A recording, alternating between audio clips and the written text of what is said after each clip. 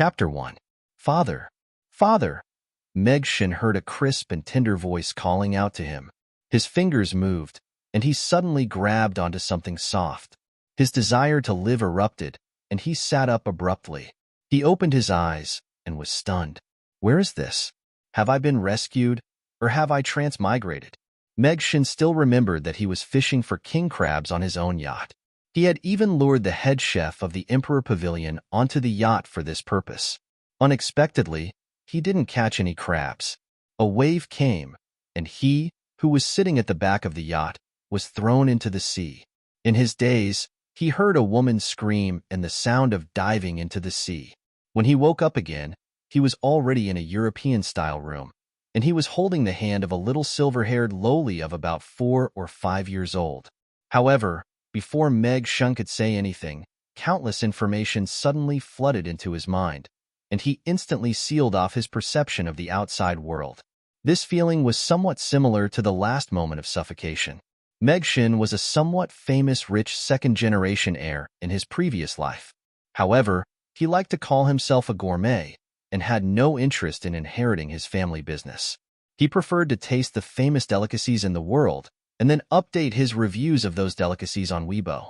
Because of his sharp and vicious comments and his rich behavior of sweeping away almost all the Michelin restaurants, he had amassed tens of millions of fans in 2 or 3 years. He felt that he was only writing reviews based on facts. Although he usually emphasized the shortcomings and used slightly exaggerated words, he still received thousands of comments every day that cursed him to drown in the sea, and that he would be a chef for the rest of his life, and so on. For some reason, he still felt a little uncomfortable. Now that he thought about it, could it be that his falling into the sea this time was these people's dreams come true? God is too disrespectful, isn't it? Before he had time to think, his consciousness was already attracted by the information, and he saw another ups and downs of life. He was sure that he had transmigrated into the body of a downtrodden knight who could no longer pick up a heavy sword. Part of the information and emotions began to slowly fuse with him, and he couldn't reject it. This was a fantasy continent with giant dragons, demons, orcs, elves, dwarves, humans, and many other races. 100 years ago, all the races on the Norland continent signed a ceasefire agreement, and the war between species that had lasted for 1,000 years finally came to an end. All the races were living peacefully in their respective territories. However, after thousands of years of war, the hatred between the various races could not be resolved with just a piece of paper. There were constant local conflicts between each other, but generally, they were tacitly maintained at the borders of each territory, and there were no large-scale racial wars. The man that Megshin had transmigrated into was called Meg Alex. The Alex family was a family that had been glorious on the continent for hundreds of years. They had guarded the borders of the human empire for hundreds of years and had never let the orcs cross the border. However, 300 years ago, the Iron Castle was breached by the Orc Coalition army, which colluded with the demons. The Alex family, which was once glorious, was destroyed. Only a few small branches survived. When it came to Meg Alex, he was only a single descendant. However, ever since Meg Alex had enlisted in the army, he had been displaying extraordinary prowess. His powerful combat prowess and military prowess quickly earned him the recognition of his superiors, and he had earned countless accolades. In just a few years, he had become the youngest Griffin Knight and the most sought-after young man in the Empire. He was hailed as the successor to the Empire's supreme commander and the successor to the Alex family. If he hadn't encountered that Dark Knight 3 years ago, Meg Alex would have been destined to be a man standing at the top of the continent. But that night, the elves, demons, and human magic casters attacked him at the same time. They crippled his sword-wielding hands, broke his hamstrings, and threw a 1-year-old child to him. This was his child, the child that the elven princess had given birth to for him. Due to the conflict between the races, he was betrayed by his most trusted companion and fell into the dust. His broken hands and feet barely healed under the treatment of an old friend, but he could no longer hold a sword. He changed his appearance and brought his child to Chaos City. They established themselves here again, and the father and daughter depended on each other. His life was poor, and a cold caused this fallen knight to die with regrets. It also gave Meg-Shin the opportunity to transmigrate. The end of a hero's life made Meg-Shin feel a little emotional. However, he didn't feel the knight's obsession with revenge. He was more worried about his daughter's survival. Don't worry about revenge, but I will take good care of the child. Meg-Shin promised in his heart. All the information receded like the tide, and the last trace of obsession disappeared. He was still Meg-Shin, but he had all of Meg Alex's memories and some of his emotions. From now on, I will be called Meg, Meg-Shin said in his heart. When he opened his eyes again, Meg's eyes had become clear, and his body was weak. Father, what's wrong? The little Loli's hand was still in his palm, and her little face was full of anxiety. A gentle look appeared in Meg's eyes as he looked at the little Loli kneeling beside the bed. Her long silver hair was draped over her shoulders, and her bright blue eyes were mesmerizing. Half of her pointy ears were covered, and her soft skin was inherited from the elven princess. She was wearing an old gray linen dress, but she was still as adorable as ever, and Meg couldn't help but want to kiss her. This was Meg Alex's daughter, Amy. She was now his daughter. Meg wasn't married in his previous life, and he didn't have any children.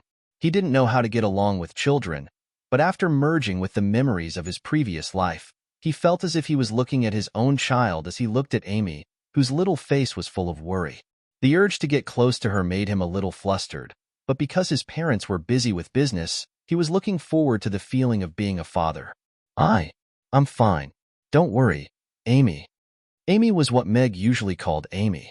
He clumsily reached out his hand to touch Amy's hair, and his voice was a little hoarse. Her soft hair was very comfortable to touch, and it made his heart tremble. This was his daughter. There was a feeling of being connected by blood. It was very strange. Yes. It's good that father is fine.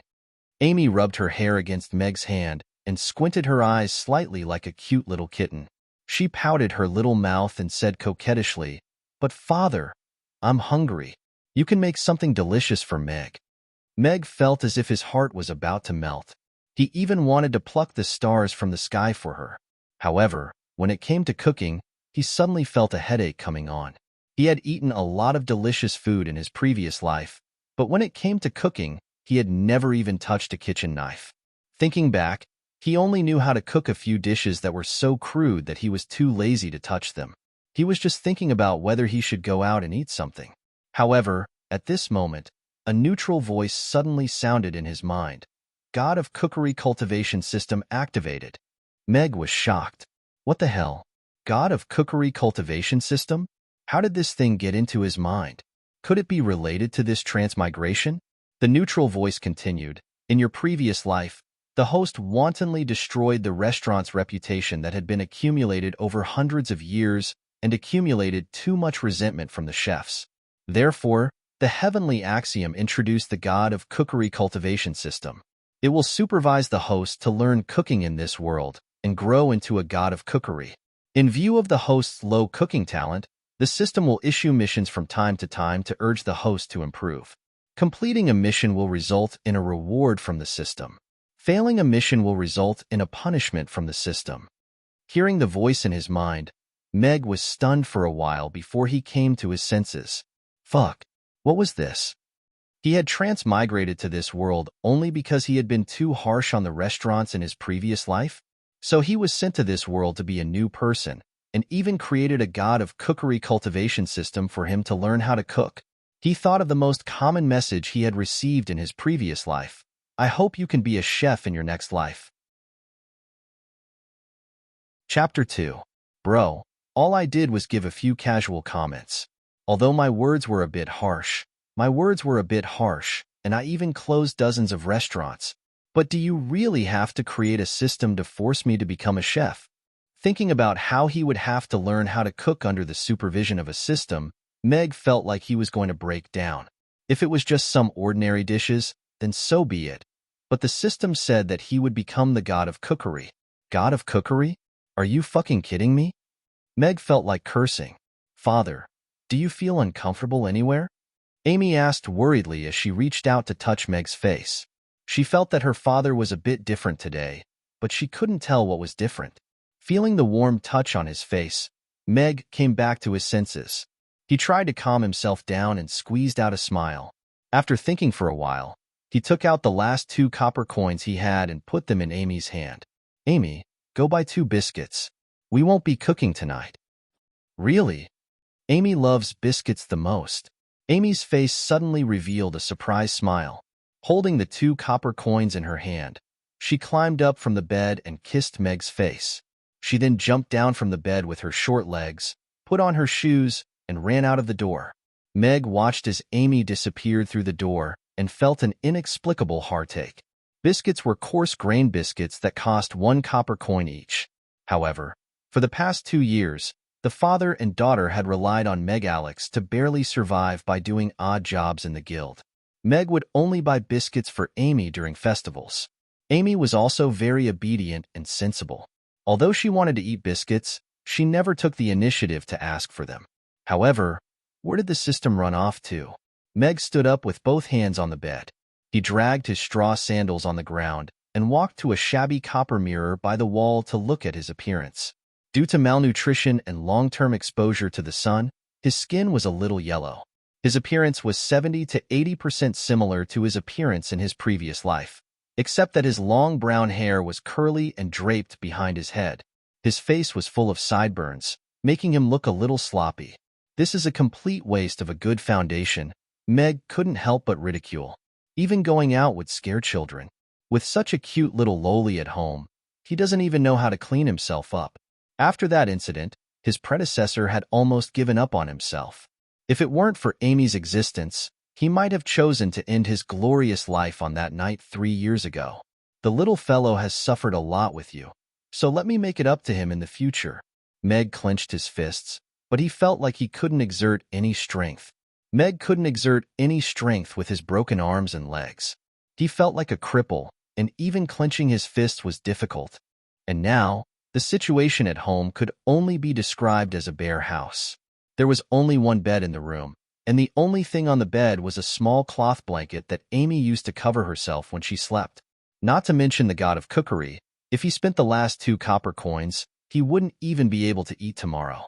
It seemed like the key to solving this problem fell on the system. System has issued the first mission: own your own restaurant. The host only needs to provide the land for the restaurant, and the system will renovate the restaurant according to the style that the host chooses. The mission has a time limit of 3 days. There will be a reward after completion and a punishment if you fail. Right at this moment, the system's neutral voice sounded again. "Own a restaurant?" Meg was stunned for a moment, but when he heard the system's words, he was overjoyed. He suddenly felt that the system wasn't so unreliable after all. Even though his predecessor had been living a miserable life, the first thing he had done after coming to Chaos City was to buy this 2-story building. Even though it was an old 2-story building, and it was located in the furthest corner of the Aiden Square, the entire building belonged to him. And although it was a bit out of the way, the first floor could be used as a storefront. There were people who wanted to rent it before, but they were all rejected by the stubborn predecessor. Otherwise, even a copper coin's worth of pancakes wouldn't have become a luxury item. Meg slowly went downstairs with his hands on the wall. The wooden floor creaked because of the age, and even a few stairs were broken. It was a completely dilapidated house. Meg finally went downstairs, panting heavily. His body was too weak.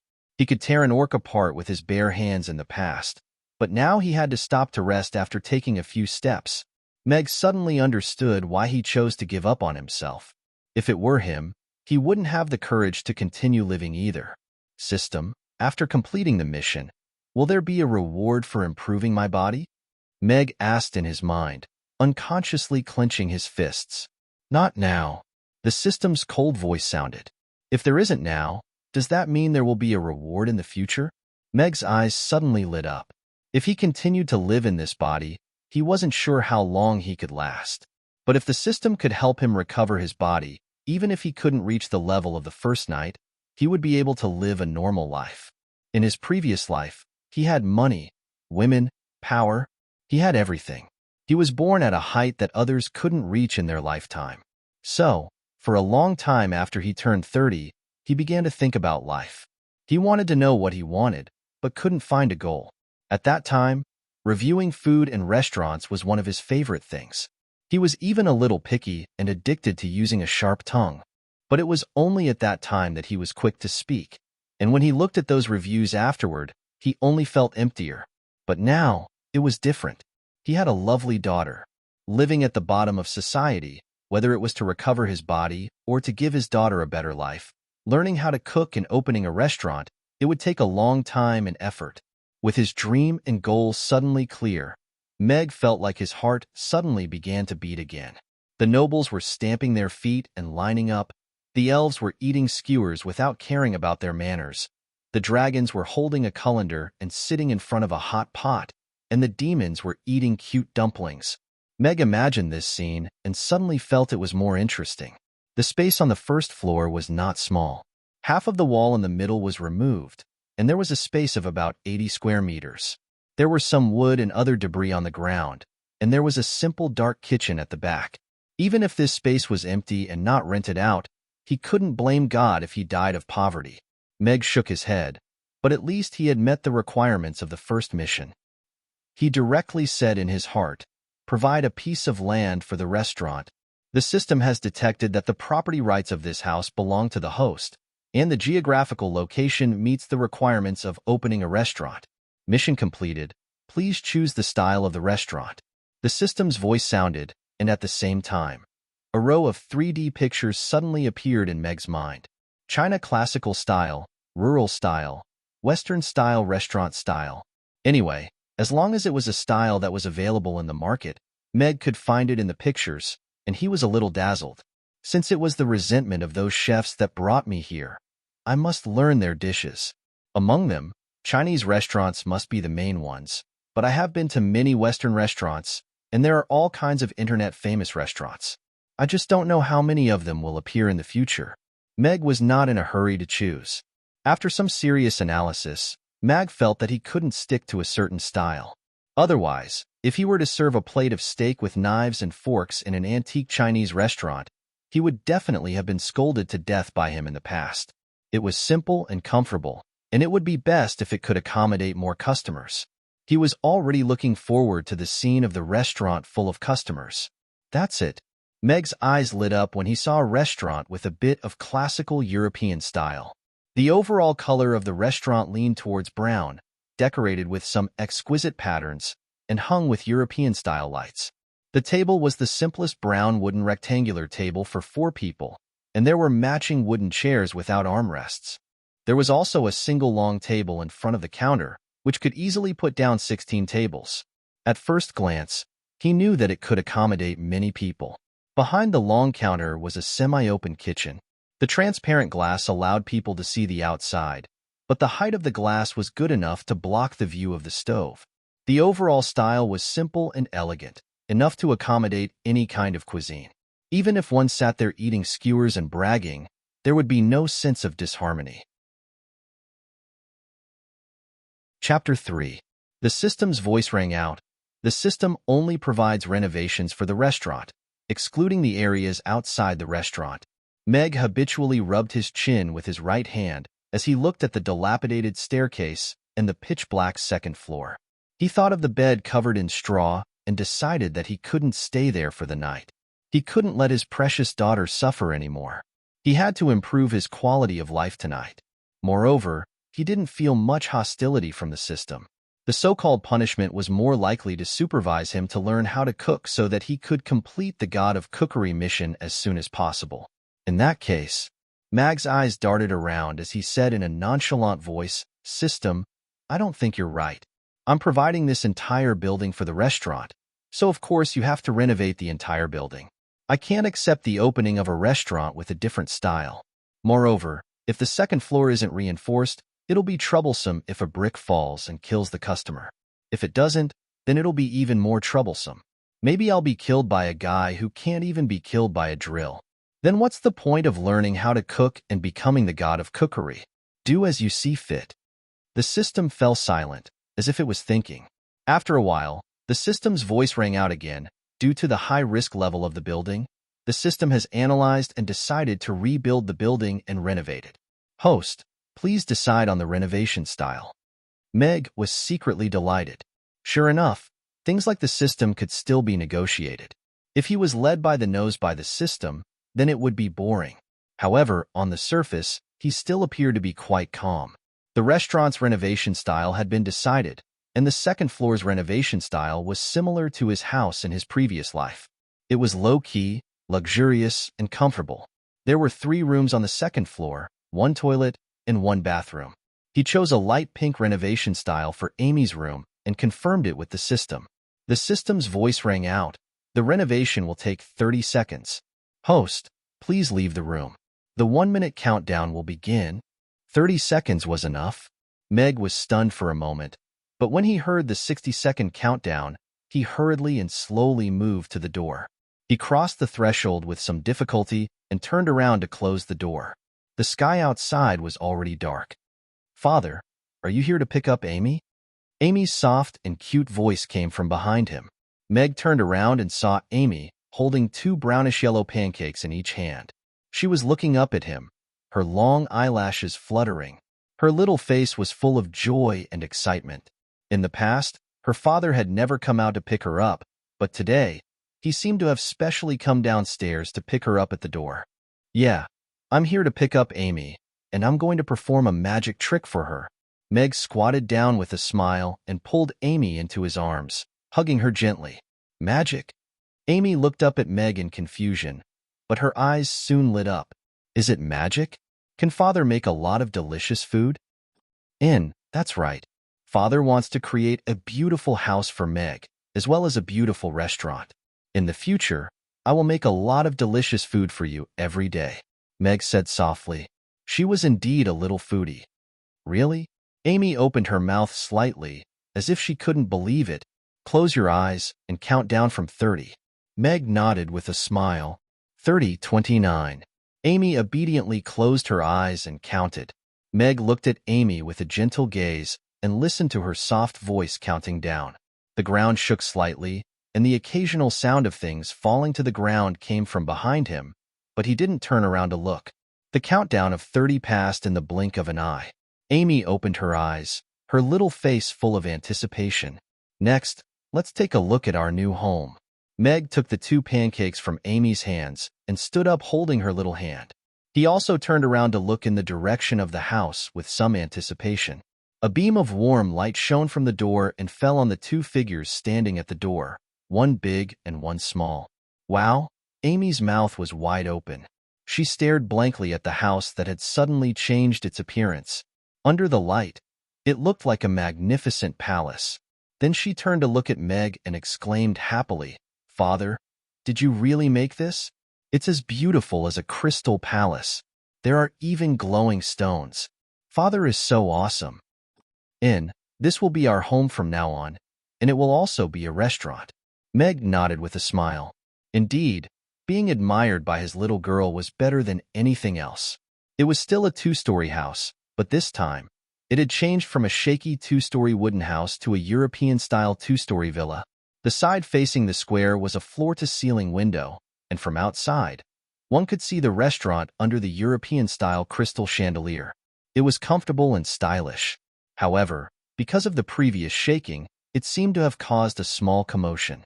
Meg took Amy's hand and pushed the door in, saying, Let's go home first.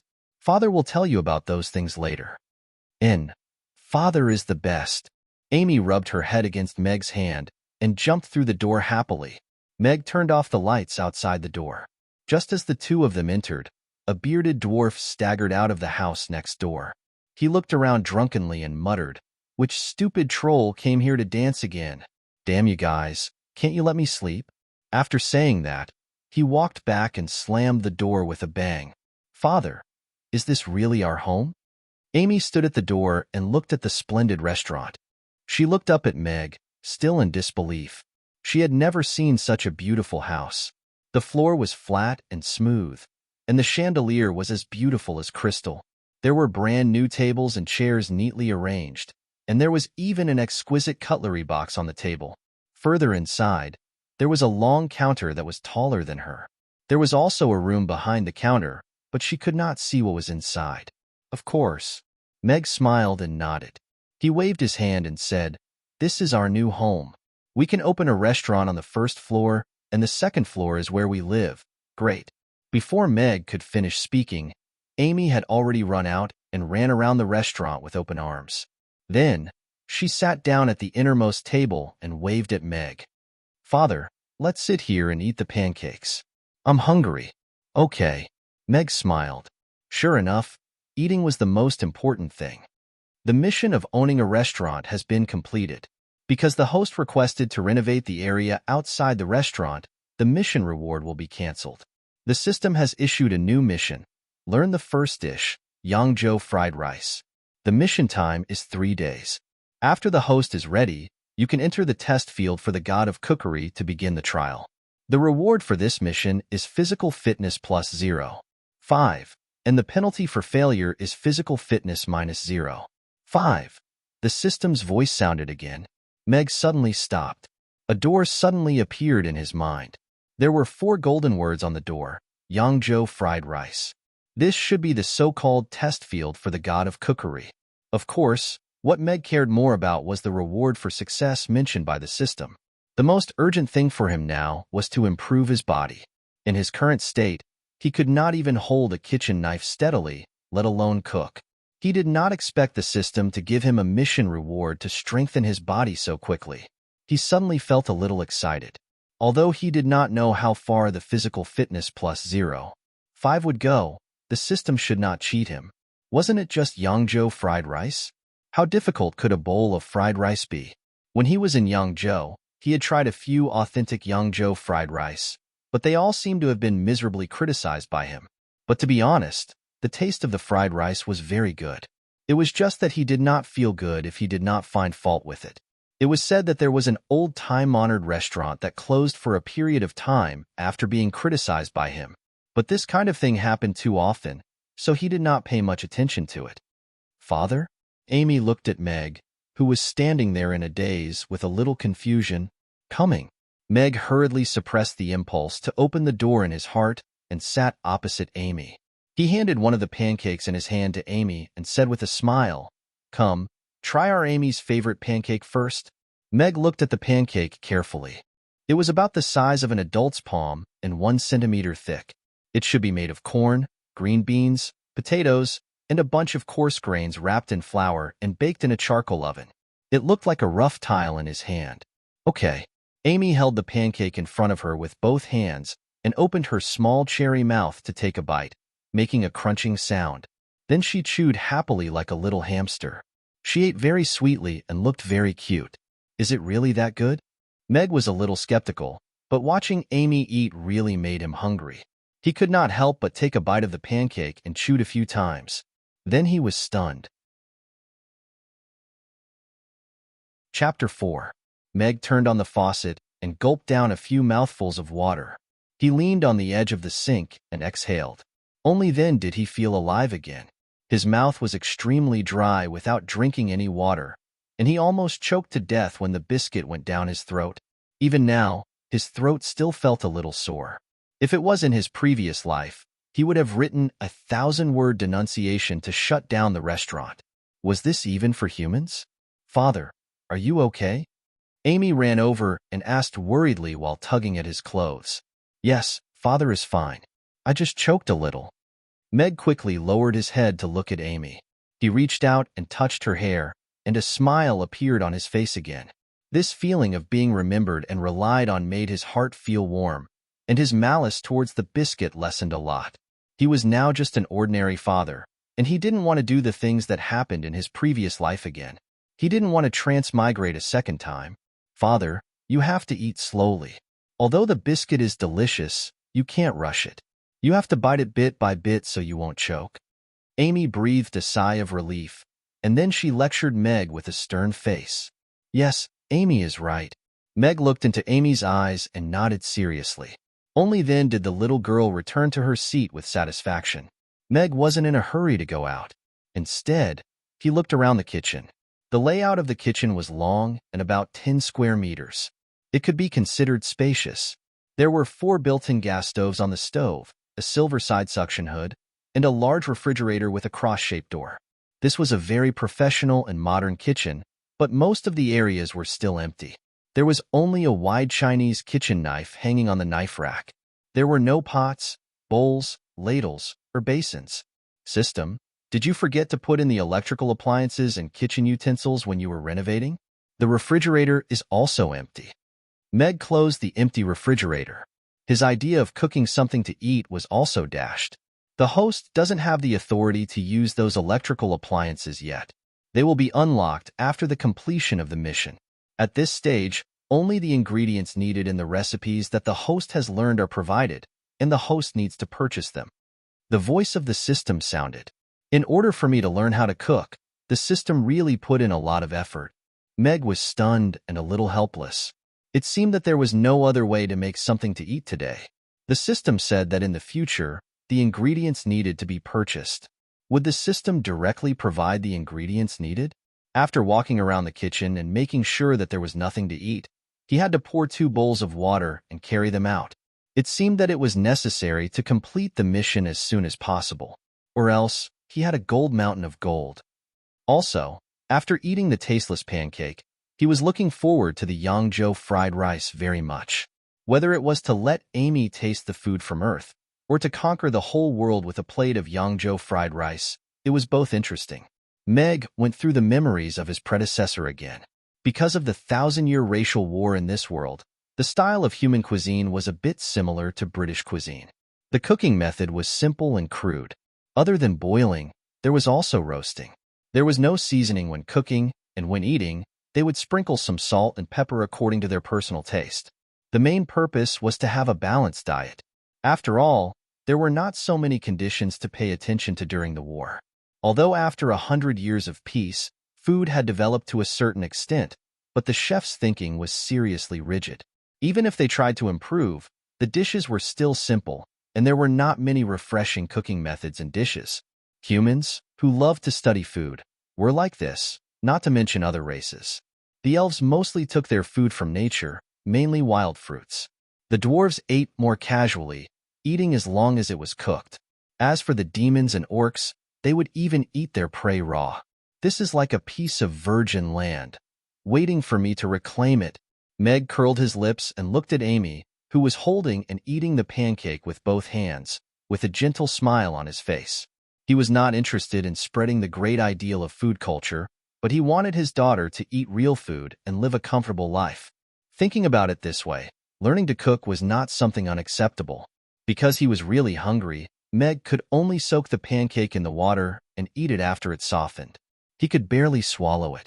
Amy's teeth were very good, and the pancake made a crunching sound as she chewed. After a while, she finished eating. She picked up the bowl with both hands, drank a big mouthful of water, and burped contentedly. Looking at Meg, who was still using chopsticks to pick at the pancake in the bowl, she smiled and said, "Father, isn't the pancake super delicious?" Meg shook his head, reached out and scratched Amy's pink little nose, and said with a smile, "No, this can only be regarded as something that can barely satisfy hunger. Amy, in the future, I will cook a table of Manchu Han Imperial Feast for you. Only you can eat until you are full." Manchu Han Imperial Feast? Is it really better than pancakes? Amy's eyes completely lit up, but looking at Meg, her little face showed a bit of hesitation. The food that father made before tasted so strange. Could he really make a dish that was 100 times better than pancakes? Of course it's true, and the Manchu Han Imperial Feast is not just one dish, but a big banquet made up of 108 delicacies from all over the world. It can be eaten continuously for 3 days. Meg nodded seriously. Of course, he could guess the little girl's thoughts.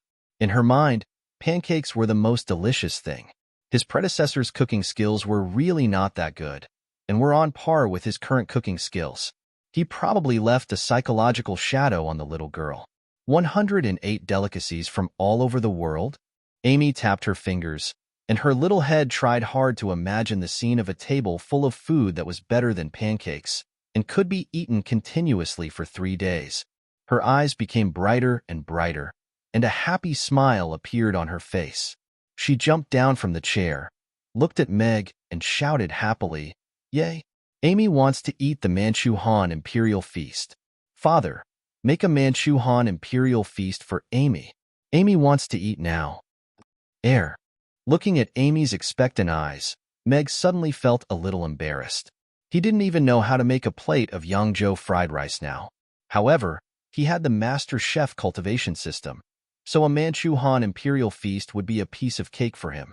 But looking at the little girl's expression of wanting to eat now, it seemed that he had bragged a little too early. Of course, father wants to cook for Amy, but our restaurant hasn't opened yet, and there are no ingredients in the kitchen, so we can't make so many delicious dishes, Meg said apologetically as he reached out to touch Amy's head. Is that so? Amy was a little disappointed, but she quickly raised her head, grabbed Meg's big hand with her little hand, patted the back of his hand gently, and comforted him. It's okay, father. Amy thinks that the food used to be very delicious. When Amy grows up, I can make money, and then I'll buy a lot of delicious food for father, and let father make a Manchu Han imperial feast. Looking at the serious expression on Amy's little face, Meg suddenly felt a little sour in his nose. He sniffed, shook his head with a smile, and said, Father is not the same as before. Of course, the matter of making money to support the family will be left to me. I will definitely keep my promise to make a Manchu Han imperial feast. This is the agreement between us, and also my promise. After saying that, he gave Amy a thumbs up. Chapter 5. Meg took Amy's hand and said with a smile, Let's go. Amy was yawning just now. Let's go upstairs and sleep. Amy isn't sleepy yet. I can help father pack up. Yawning, Amy shook her head and said, I'll pack up later. You can't fall asleep here. Father can't carry you now. Meg took Amy's little hand and felt a little disappointed. She was such a cute daughter, but he couldn't give her a princess carry, let alone lift her up. No, he had to recover as soon as possible. Meg made up his mind. The stairs were at the other end of the kitchen. There was a small door that separated the dining room from the living area, which suited Meg very well. The little girl had been running up and down the stairs while he was unconscious. She even went to invite someone to check on him. After eating, she said she wasn't sleepy, but after climbing the stairs, her eyes were about to close. Meg took her into the master bedroom. Next to the big bed, there was a pink children's bed with railings. The small bed had a small quilt and a small pillow. There was also a small staircase that could be climbed up. Amy's eyes lit up when she saw such a beautiful room and small bed. However, she was too sleepy. She took off her shoes and climbed onto the small bed. Resting her head on the warm and comfortable pillow, she held Meg's fingers tightly and said happily, Father is so awesome. The bed is so soft and comfortable. Amy likes it so much. There's also the Manchu Han imperial feast. It must be delicious. Well, when you wake up tomorrow morning, you'll be able to eat father's breakfast made with love. Go to sleep, Meg said with a smile. The breakfast made with love must be delicious, Amy murmured. She closed her eyes and fell asleep in a short while. Meg stood by the bed and looked at Amy, who was sleeping soundly. He reached out to push the hair that had fallen on her face to the side and pulled his other hand back to cover her with the quilt. Don't worry, Daddy will definitely let you eat the Manchu Han imperial feast, Meg said in his heart as he bent down and gently kissed Amy's hair. Meg sat on the edge of the big bed, closed his eyes, and looked at the door in his mind. When he was thinking about how to open it, a little person that looked exactly like him appeared in his mind. It was like his body, completely under his control. After hesitating for a while, he reached out and pushed open the door with the words, Yangzhou fried rice, written on it. A white light flashed before Meg's eyes, and he closed them reflexively. When he opened them again, all of his consciousness had already been absorbed into the little person's body. The door behind him had disappeared, and he was standing in a rectangular kitchen that was identical to the kitchen on the first floor, so they corresponded perfectly according to the proportions. This is good. After going out, it saves me the time to familiarize myself with the kitchen. Meg's eyes lit up, but when he lifted his leg, he was stunned. His body, which had been completely powerless before, was now able to move normally. He couldn't help but jump twice. Although he still felt a little weak, it was much better than his previous state of being a cripple. System, this is? Meg shouted excitedly. Could it be that the system was kind enough to restore his body? The host's current physical condition is the condition after physical fitness plus 0. 5. Please work hard to complete the mission. A strong body is waiting for you. The system's voice sounded. So that's how it is. Meg looked at the physical fitness comparison table in his mind. A normal human's physical fitness was 2. After Meg's broken arm and leg were reattached, his physical fitness was 1. He was in a semi-crippled state. His current physical fitness was 1. 5. Although he couldn't pick up a heavy sword, it was enough to hold a kitchen knife. Moreover, the upper limit of the human body in this world was much higher than on Earth. For example, when a person's physical fitness reached 4, he could fight with an ordinary orc. When it reached 10, he could even beat a forest troll down with one punch. Meg Alex's physical fitness should have reached around 8. He was an extremely powerful existence among humans. Welcome to the test field for the god of cookery. The system will provide you with a serving of authentic Yangzhou fried rice. Only when the host's Yangzhou fried rice is certified by the system, you can leave the test field. The standard is all the requirements that the host mentioned when he reviewed the Yangzhou fried rice. The system's voice sounded again. System, I think I misheard. What is the standard you mentioned? Meg asked tentatively. All the requirements that the host mentioned when he reviewed the Yangzhou fried rice. The system replied emotionlessly. I think the standard of Yangzhou fried rice announced by the officials is quite good. Why don't we follow it? Meg tried to negotiate. The standard cannot be changed. Please complete the mission as soon as possible. The system refused flatly. Then what about the standard of other dishes in the future? Meg was a little panicked. The standard will be based on the host's previous review. WQNMLGB. Meg's heart was breaking down. He had thought that the system didn't have any bad intentions and could be used as an auxiliary system. Now, it seemed that he was still too naive. Using the original requirements as the standard was absolutely full of evil intentions. Thinking of his nitpicky and poisonous requirements, even a hee-hee was not enough to express his feelings now that he was the one who made the request. Damn it, he was digging his own grave. Even those Yangzhou fried rice masters probably couldn't make that kind of Yangzhou fried rice. Sure enough, I can't be too optimistic. This is a system that the heavenly Tao created to appease those chefs. But now that I'm here, I can't leave without completing the mission. Meg looked at the glittering experience bag in his mind and took a deep breath to calm himself down. Since he had no choice, he might as well face it head-on. He had promised to make a breakfast of love for Amy. Thinking of how happy Amy would be when she ate the Yangzhou fried rice, Meg was also full of expectation. Even his eyes became firm. Meg tried to touch the glittering experience bag in his mind with his mind. A stream of experience about making Yangzhou fried rice was poured into his mind. From the choice of ingredients to the processing of ingredients to the process of making the fried rice, everything was perfectly integrated into his mind, as if he had already known how to do it. So simple? Meg was completely stunned. He thought the system would give him a hard time, but he didn't expect it to give him such a big surprise. It was as if he had inherited the inheritance of a Yangzhou fried rice master. He felt that as long as he followed the method in his mind, he would be able to make a bowl of high-quality Yangzhou fried rice that looked, smelled, and tasted good. It turned him from a novice chef to a veteran, which was simply cheating. After sorting out the things in his mind, Meg confidently walked to the fridge and opened it. There were all kinds of ingredients in it, including rice, tree mushrooms, ham, winter bamboo shoots, prawns, green peas, eggs, millet, and scallions. Everything he needed was available. First, cook, then process the ingredients, and then cook the rice. The steps in Meg's mind were very clear. Looking at the ingredients in the fridge, his eyes suddenly lit up. He reached out and grabbed a handful of rice. It was smooth and delicate, with a bluish-white color and full grains. Under the light, it was crystal clear. It was much better than the Thai rice he usually ate, and a sweet fragrance came to his face. Looking at the prawns in the pond, he found that their translucent bodies were actually covered with light purple lines, which were rarely seen.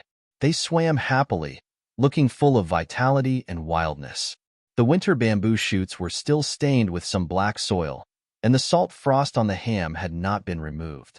The gray mushrooms should be some kind of tree mushrooms, and the eggs were bigger than ordinary eggs, with a yellowish hue. There was still some dew on the tender green scallions.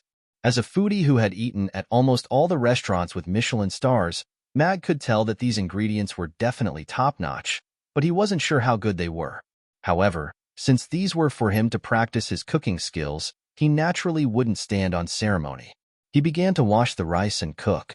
With such a comprehensive experience, Meg originally thought that it would not be difficult to make a plate of Yangzhou fried rice. But when he really started to process the ingredients, he found that everything was not as simple as he had imagined. Although he was very clear on how to cut the rice, when he really held the ingredients and started to cut them, he found that the movements of his hands could not meet the requirements and standards in his mind. In order to make the taste of the fried rice more delicate, every side ingredient had to be cut into the same size as the rice grains. This required very high cutting skills and was even more of a challenge for Meg. Just slicing the ingredients evenly was not enough, and he could only repeat it over and over again. Chapter 6. It seems to be more even now. After cutting the 20th bamboo shoot, Meg picked up 2 pieces of bamboo shoots and compared them with his eyes for a while, then nodded with satisfaction. He lowered his head and glanced at the bamboo shoots piled up in a basin beside him. He couldn't help but sigh. It turns out that it's not easy to be a chef. I already have the most standard knife skills in my head, but I can only reach this level after practicing for so long. Those who start from scratch probably have to practice for many years. Thinking of the comments he had written to criticize those chefs, he felt a little embarrassed for the first time. Now that those comments had become the standard for him to complete the mission, he had reaped what he had sown. System, at this speed, it will take me several weeks just to practice my knife skills. It's impossible to complete the mission in 3 days, right? Meg stopped and asked inwardly. In the test field for the god of cookery, the time ratio is 365:1. 1 year in the test field is only 1 day in the outside world. Moreover, the host does not need to sleep or rest in the test field for the god of cookery, so the body will not feel tired, and the supply of ingredients is unlimited. I hope the host can have a firm heart to complete the mission as soon as possible and walk out of the test field for the god of cookery. There's such a thing? Meg was a little surprised. Even the time ratio could be adjusted. This test field for the god of cookery was really something. However, being locked in this enclosed kitchen, where even the sense of fatigue disappeared and one could only cook repeatedly, a person with a weak will would probably go crazy soon.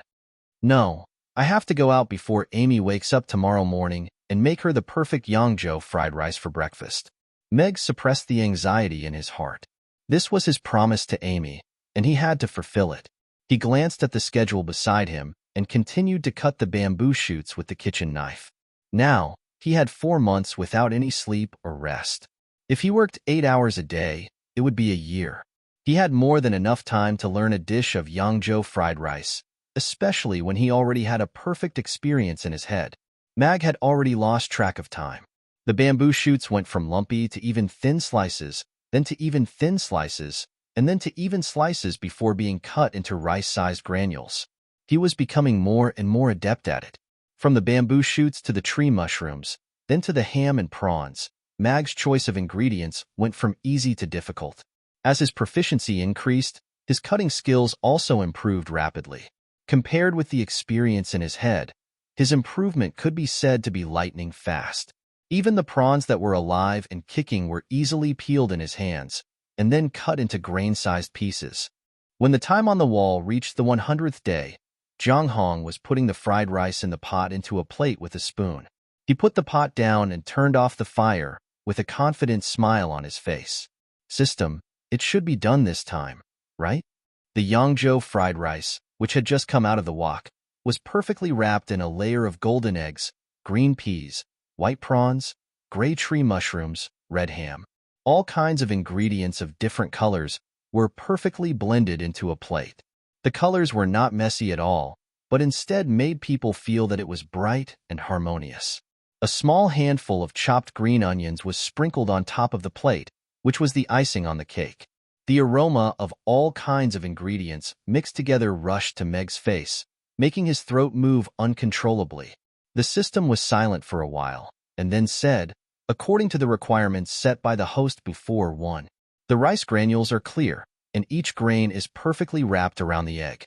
Achieved. 2.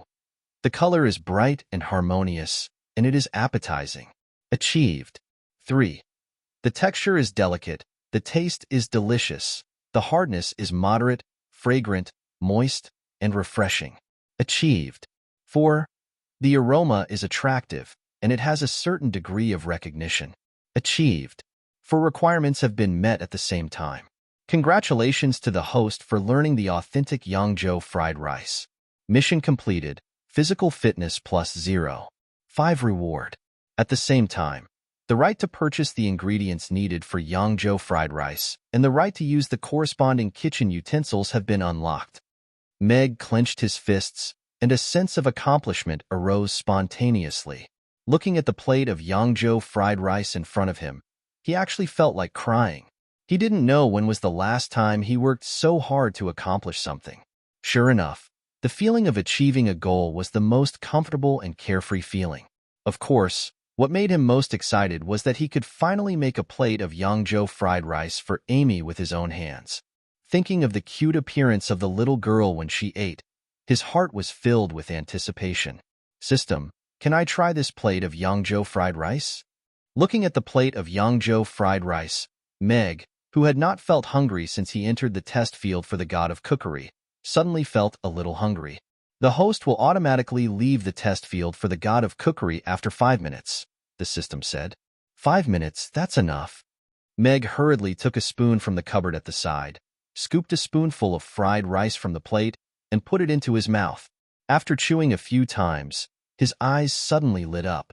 The fragrance of chopped green onions and eggs assailed his nostrils. The grain-sized shrimp and ham tasted so delicate. The egg-wrapped rice was full of sweetness after being chewed carefully. The taste of various ingredients melted in his mouth, constantly assaulting his taste buds. Even after swallowing, the fragrance still filled his mouth. This taste, it's simply amazing. For the first time, he realized that Yangzhou fried rice could be so delicious. How could one spoonful be enough? Meg almost swept up the whole bowl of fried rice. When he licked back the last grain of rice wrapped in eggs on his lips, he was satisfied and had the urge to have another bowl. It was simply too tempting. Amy will definitely like this Yangzhou fried rice. As for the foodies on the Noah continent, I'm sure no one can resist this taste. Putting down the spoon, Meg recalled the wonderful experience brought by this bowl of Yangzhou fried rice. His depressed mood, which had been caused by repeating the same thing for 100 days, was suddenly refreshed. 5 minutes passed quickly. Zhang Hong only saw a white light flash in front of his eyes. When he opened his eyes again, he was lying on the big bed. He suddenly sat up and turned his head to look at Amy, who was sleeping soundly on the small pink bed beside him. Only then did the dreamy feeling in his heart slowly settle down. Then, he looked at his hands with some surprise and clenched his fists. It was the same feeling as when he was in the test field for the god of cookery. His body, which could not even clench his fists, had been greatly improved. Normal activities and cooking were no longer a problem. The system is really quite reliable. Meg got up from the bed, stretched his arms and legs, and glanced at the alarm clock on the bedside table. It was already 5 o'clock in the morning. Looking down at his dirty clothes, he walked a few steps to the wardrobe and opened it. In the end, there was only a chef's suit and a black lowly dress. The chef's suit was made of a white shirt with 2 rows of exquisite black buttons, black casual pants, a black and white vertical apron, a pair of white tights, a pair of black flats, and a pair of small white shoes. It was clean and simple. Meg took the clothes into the bathroom and took a careful shower. Then, he took a pair of scissors and cut his wild long brown curly hair into neat short hair. After cutting his beard with scissors, he shaved it clean with a razor, leaving only 2 faint handlebar mustaches on his upper lip. Sure enough, this is the right way to open. Meg reached out and touched his chiseled face. Looking at his completely different appearance in the mirror, the corners of his mouth curled up slightly. After tidying up, he had successfully transformed from a sloppy homeless man into an elegant young uncle. This time, he was 80% similar to his previous life. The only difference was his body shape. Now, he looked too weak with his skin and bones. Next, he should eat a full meal and then do more muscle-building exercises. After finishing his narcissism, Meg changed into the chef's suit. After tidying up neatly, his appearance in the mirror looked somewhat like a chef. Chapter 7. After cleaning up the bathroom, Meg took a look at Amy, who was still sleeping. He put the dress, tights, and white shoes beside the bed and imagined how cute the little girl would look in this dress. He couldn't help but smile. He took a small set of toiletries and quietly went downstairs. Meg couldn't be more familiar with this kitchen.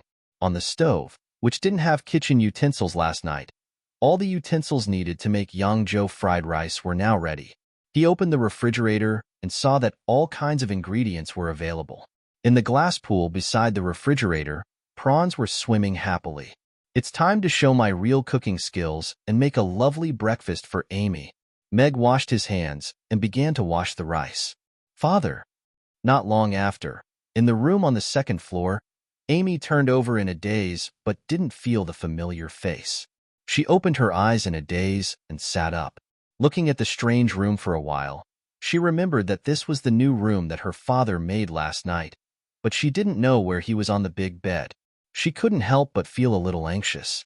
She held the small railing and was about to get up. But as soon as she got up, her eyes were attracted by the black dress beside the bed. Her eyes suddenly lit up. She took the dress in surprise and rubbed it on her face. It felt soft and smooth. She happily murmured, "This must be the dress that Father made for me. It's so beautiful. Amy likes it so much." Mag didn't know that the little one had woken up. He cooked the rice.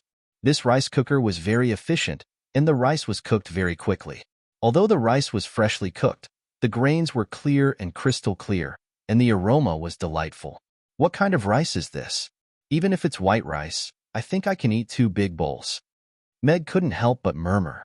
And the prawns, even if they were casually boiled in water, the taste would probably be extremely delicious. Meg took all kinds of ingredients and washed them.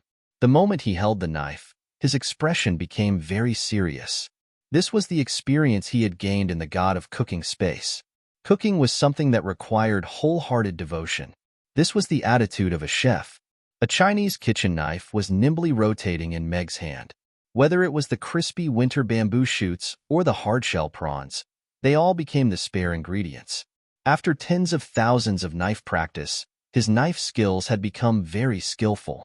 Of course, no chef could use these things to practice knife skills as extravagantly as he did.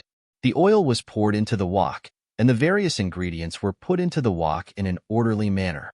A rich aroma filled the kitchen and drifted out through the door. It leisurely drifted up the stairs with the door left open and drifted into the room with a small crack in the door.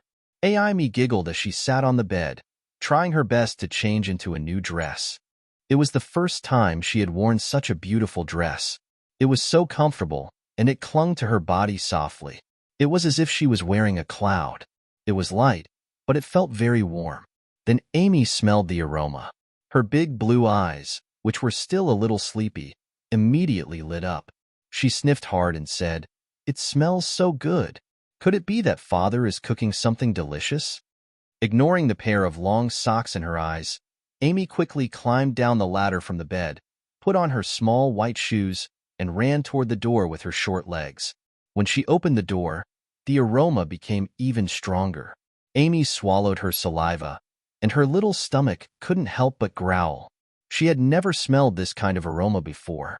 Even the roast goose she smelled at the entrance of the roast goose shop next to the square couldn't compare to half of this aroma. Her footsteps became lighter as she went downstairs. She couldn't wait to fly into the kitchen and see what delicious food her father was cooking. "It smells so good.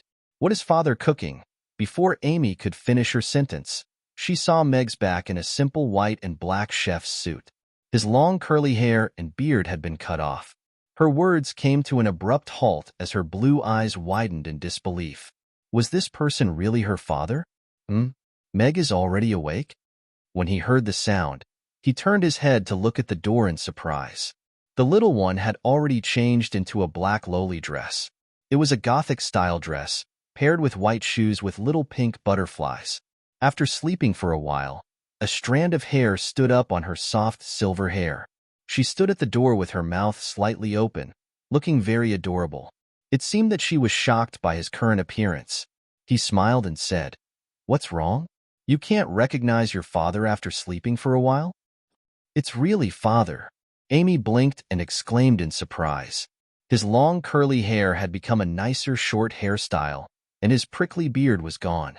His clothes had become clean and nice, and the smile on his face was bright and comfortable. More importantly, her father looked very tall today. He was like a giant who suddenly stood up, and his straight body was as tall as a tree. Father seems to have grown taller today. He's as tall as a tree, and he's so handsome. He's so good-looking. Amy came over happily. "Have I grown taller?" Meg lowered his head to take a look. It was probably because his originally stooped body had straightened up, and he had also changed into well-fitting clothes. That was why he looked taller. Of course, becoming handsome was something to be happy about. Sure enough, little girls still liked fresh-looking uncles. The little one's gaze was quickly attracted by the pot that Meg was stir-frying. She stood on her tiptoes and looked around. Full of curiosity, she asked, "But father, what's in the pot? Why does it smell so good? It smells even better than roast goose." "Amy is hungry. This is Yangzhou fried rice. This is our breakfast today. There's a small pink toothbrush and a toothcup over there. Amy can come and have breakfast after brushing her teeth and washing her face. Is that okay?" Meg said with a smile, trying to make his voice as gentle as possible. In his previous life, he was somewhat aloof and never smiled when talking to others. Now, he was trying hard to adapt to the role of a kind father. He wanted to give Amy the warmth of the world. "Okay." Amy nodded obediently. She took a few more glances at the pot before reluctantly walking to the side to pick up the toothbrush and small cup. Under Meg's guidance, she began to brush her teeth for the first time. Meg carefully stir-fried the rice. He turned off the heat and took it out of the pot. A bowl of bright-colored Yangzhou fried rice was ready. "Wow, what a beautiful fried rice. Father is so awesome." Amy had just finished brushing her teeth and ran over. Looking at the Yangzhou fried rice that was a mixture of different colors, her eyes lit up and she praised seriously. "Yes, I think so too." Meg nodded, unable to hide the smile on his face. He was full of a sense of accomplishment. Amy leaned forward and sniffed. She couldn't help but swallow her saliva. Looking up at Meg, she pouted and said coquettishly, "It smells so good. Father, Amy wants to eat Yangzhou fried rice. It's all yours." Looking at the little girl's coquettish look, Meg's heart almost melted. There was a voice shouting in his heart, but he held it back. He reached out to wipe the foam from the corner of the little girl's mouth and shook his head. "Not now. In the future, you have to wash your hands before eating." "Then father, please hurry up." Amy took Meg's hand and walked toward the sink. Meg raised his eyebrows. Something seemed to be wrong. He was actually being despised by the little girl. After the little girl washed her hands, Meg carried the plate of Yangzhou fried rice to the table where they had eaten yesterday. Amy was already sitting in her seat, holding a small spoon in her hand. She had been staring at the plate of fried rice in Meg's hand with expectant eyes ever since he came out. Chapter 8. The fried rice that had just come out of the pot was still steaming, and the aroma of eggs mixed with spring onions wafted over. Amy couldn't help but take a deep breath, her eyes shining as she looked at the fried rice in front of her. The rice grains were wrapped in golden eggs, as if they were glowing.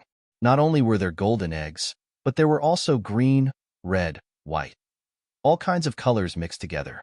She couldn't help but swallow her saliva, looked up at Meg, and asked curiously, "Father, did you pick a rainbow and fry it?" Meg, who had just sat down opposite her, was stunned for a moment. Looking at the colorful fried rice on the plate, it really did look like a fried rainbow. Childlike innocence is indeed the most interesting thing. He nodded with a smile and said, "Yes, this is rainbow fried rice. Amy, try it quickly." Amy shook her head, scooped up a big spoonful of fried rice, and handed it to Meg with some effort. "No, I want Father to take a bite first." "Meg, eat first. Father isn't hungry. I'll make another one later." Meg shook his head with a smile.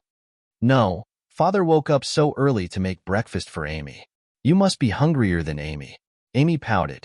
The spoon was in the air, and because she didn't use enough strength, it was shaking a little, but she had no intention of taking it back. Okay, then I'll take a bite first. Mag smiled as he ate the spoonful of rice on the spoon. His heart was filled with warmth as he swallowed the fragrant fried rice.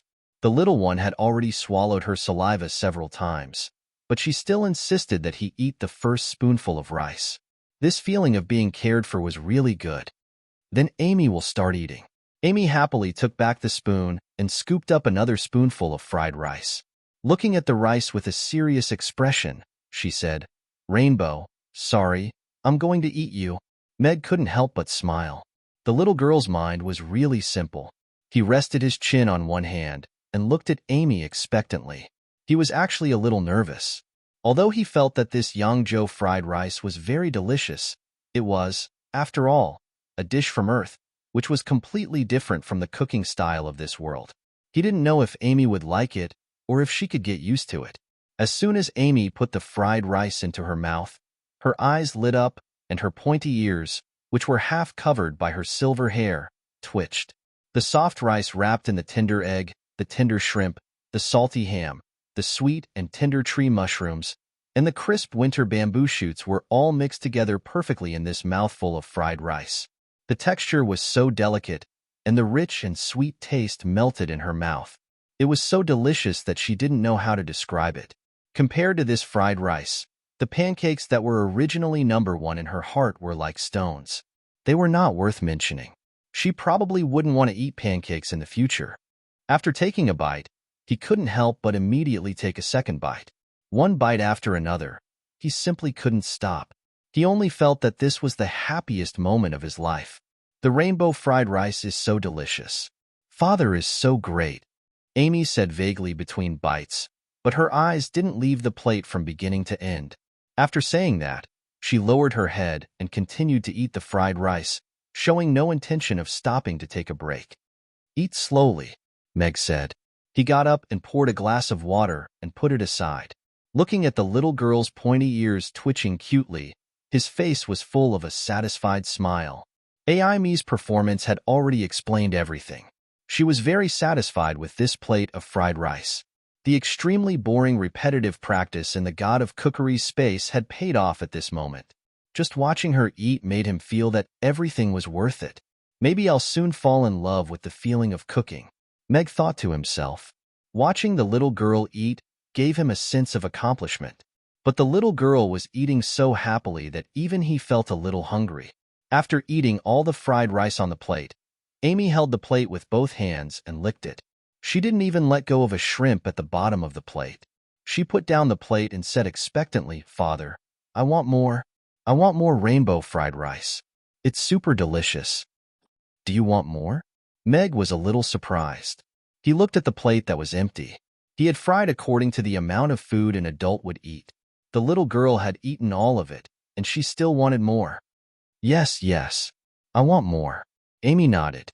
She blinked her big eyes and looked at Meg expectantly, but then she thought about it and looked in the direction of the kitchen for a while.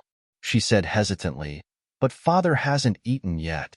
Is there enough rice at home? You don't have to eat." Of course there's enough rice. Moreover, Father ate a big mouthful of Amy's fried rice. That's why Amy isn't full. Then I'll go cook another plate. Let's eat together. Okay? Meg smiled and rubbed Amy's hair. The little girl was always thinking about him. She was too sensible. He looked through his memory. Although Amy was only 4 years old, she could eat 2 bowls of rice at a meal, which was about the same as an adult. It was her first time eating such delicious fried rice, so she definitely wanted to eat another bowl. However, it was still early in the morning. Meg didn't want to let the little girl eat until she was full. He would give her a small bowl later. Okay, Father's cooking today is amazing. Amy looked at Meg and clapped her hands. Her eyes were full of admiration. Meg stood up, cleared the plates on the table, and prepared to go to the kitchen. At this moment, the system's voice suddenly sounded. The free use of ingredients benefit has ended. From now on, all the ingredients provided by the system can only be used after the host has purchased them. The following is the list of ingredients. Please check it. Purchase. Meg was stunned for a moment. He suddenly remembered that when he completed the mission in the test field for the god of cookery, the system seemed to have mentioned that he had obtained the right to purchase ingredients. But at that time, all his attention was attracted by the Yangzhou fried rice, so he didn't pay much attention to it. He assumed that the ingredients were provided by the system for free. He didn't expect that he would have to purchase them. Looking at the price list, Meg's eyes suddenly widened. Damn, system. I'm afraid you've marked the prices wrong. The prices are all normal, the system calmly replied. The prawns are 50 copper coins each, so be it, but you're selling the green beans for 1 copper coin each. You're ripping me off. Mag raised his eyebrows. On the list were the ingredients needed for a plate of Yangzhou fried rice. Prawns, 50 copper coins for 1/2 needed. Eggs, 30 copper coins for 1/2 needed. Ham, 40 copper coins for 1. Tree mushrooms, 30 copper coins for 1. Winter bamboo shoots, 30 copper coins for 1. Rice, 30 copper coins for 1 bowl. Green beans, 1 copper coin for 1/5 needed. Green onions, 1 copper coin for 1/1 needed. Total, 296 copper coins. Chapter 9. Father, what's wrong with you? Amy asked in confusion as she looked at Meg, who was standing at the table with a plate in his hand. Oh, nothing. Amy, have a glass of water and play in the restaurant for a while. Father will cook the fried rice. Meg quickly shook his head with a smile. He moved the glass of water in front of Amy and walked quickly to the kitchen. What a beautiful crystal glass. Amy held the transparent glass happily. She leaned on the table and looked around, reluctant to drink the water inside. All the ingredients in the kitchen are provided by the system's farms, fisheries, and ranches all over the continent. They are sold to the host at the price of their origin. There is no transportation fee. The price is absolutely fair and honest. As soon as Meg walked into the kitchen, the system's calm voice sounded again. Selling 1 green bean for 1 copper coin, and you're still being honest? Meg pursed his lips. If he wasn't worried that he would be maliciously punished if he angered the system, his sharp-tongued soul would have started to burn in his heart. The currency system of the Noah continent was slowly perfected in the past 100 years. During the racial war, most transactions were done through barter. After the peace treaty was signed, commerce developed and currency reappeared. After a series of catfights and struggles, the currency issued by the Roth Empire became the common currency of the continent because the supply was sufficient, the exchange rate was appropriate, the issuance was stable, and it was not easy to depreciate. The lowest level of currency was copper coins. Meg recalled that in Chaos City, the purchasing power of 1 copper coin was about the same as 1 yuan. 10 copper coins could be exchanged for 1 silver coin, 10 silver coins for 1 gold coin, and 10 gold coins for 1 dragon coin. If it was in his previous life, a bowl of Yangzhou fried rice that cost 296 yuan was not a big deal. But now, he was the owner of this restaurant. Yangzhou fried rice, which cost 296 copper coins per serving, was not going to be sold for 500 copper coins per serving. He would probably be beaten to death on the spot by angry customers. After all, in Chaos City, there were all kinds of races. These green beans are grown in an uninhabited plain in the hinterland of the Twilight Forest in the Beastman's territory. Every day, the sun shines for up to 16 hours. Each green bean plant only produces 100 green beans, and the best 10 of them are sold. They taste sweet and nutritious. This prawn is a purple-striped prawn unique to the Saro archipelago in the Staro Sea to the northeast of the Roth Empire. The water conditions in the nearby sea areas are complicated, and sea demons roam about. Humans haven't caught them yet, so the annual production is less than 100,000. The prawn meat is very delicious. This rice is produced in the deep plains of the Wind Forest in the territory of the Elves. It is grown with the underground branch of the Spring of Life, without any artificial pesticides or fertilizers. The yield per moo is no more than 300 caddies. Meg's jaw dropped as he listened to the names of all sorts of places from the system's mouth, as well as all sorts of strange breeding and planting methods. Planting green beans in the territory of an extremely territorial race like the Beastmen was one thing, but there was also the famous Dead Sea near the Saro archipelago. It was about the same as the Bermuda Archipelago on Earth. It was said that even giant dragons would get lost if they flew in there. Yet, the system was actually raising prawns there.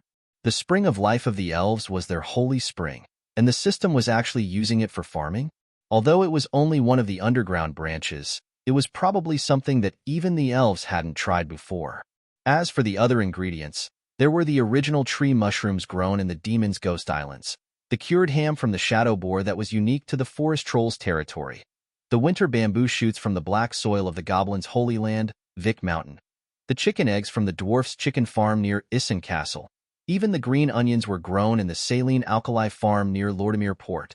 It was said that they tasted more delicious than normal onions. Meg's previous life was the vanguard general of the Roth Empire, so he was very familiar with the structure of the continent and the important regions. Although he didn't inherit his family's business in his previous life, Meg had been influenced by what he saw and heard since he was young, so he could easily tell how precious these ingredients were from his memory. A purple striped prawn that cost 50 copper coins was expensive? No, even if the price was 10 times higher, Meg wouldn't think it was expensive. These ingredients definitely wouldn't be sold for this price, even if they were sold in the place where they were produced. These were all good things that couldn't be bought with money.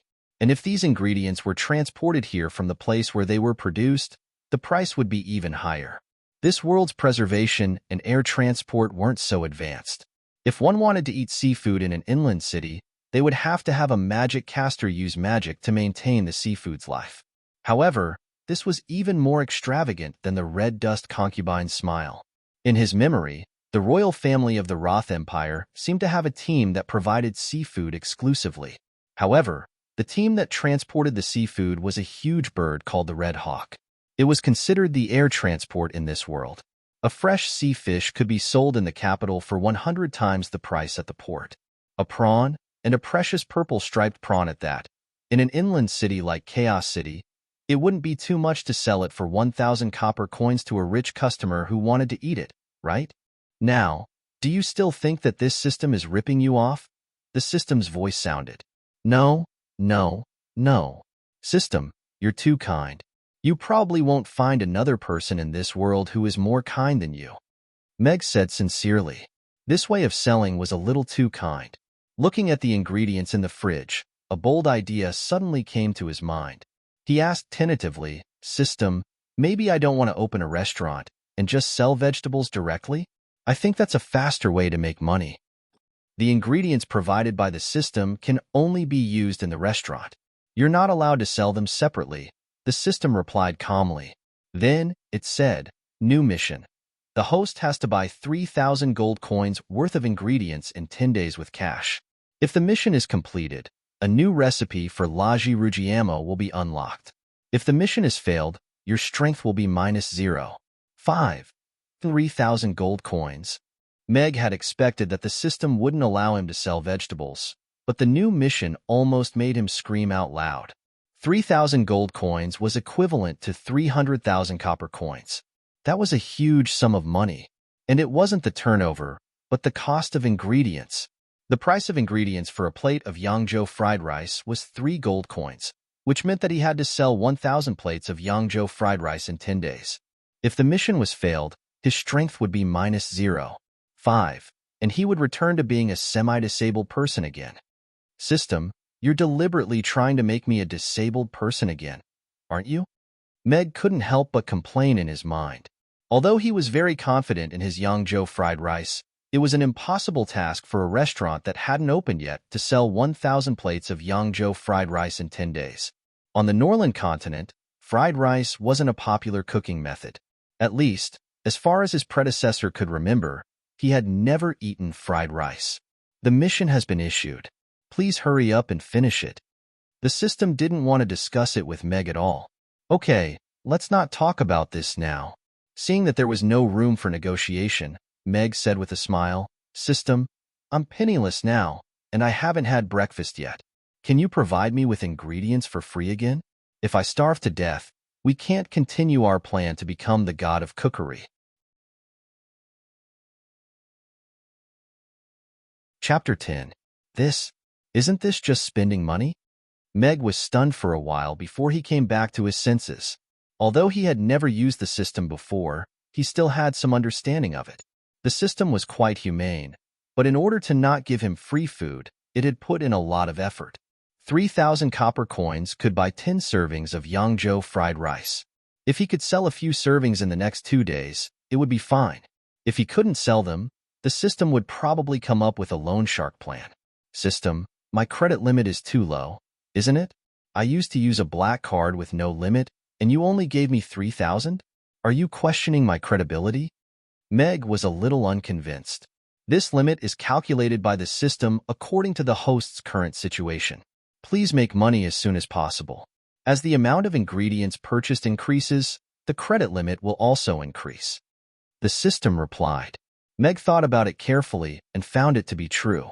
Now, except for the foundation, everything else was sponsored by the system.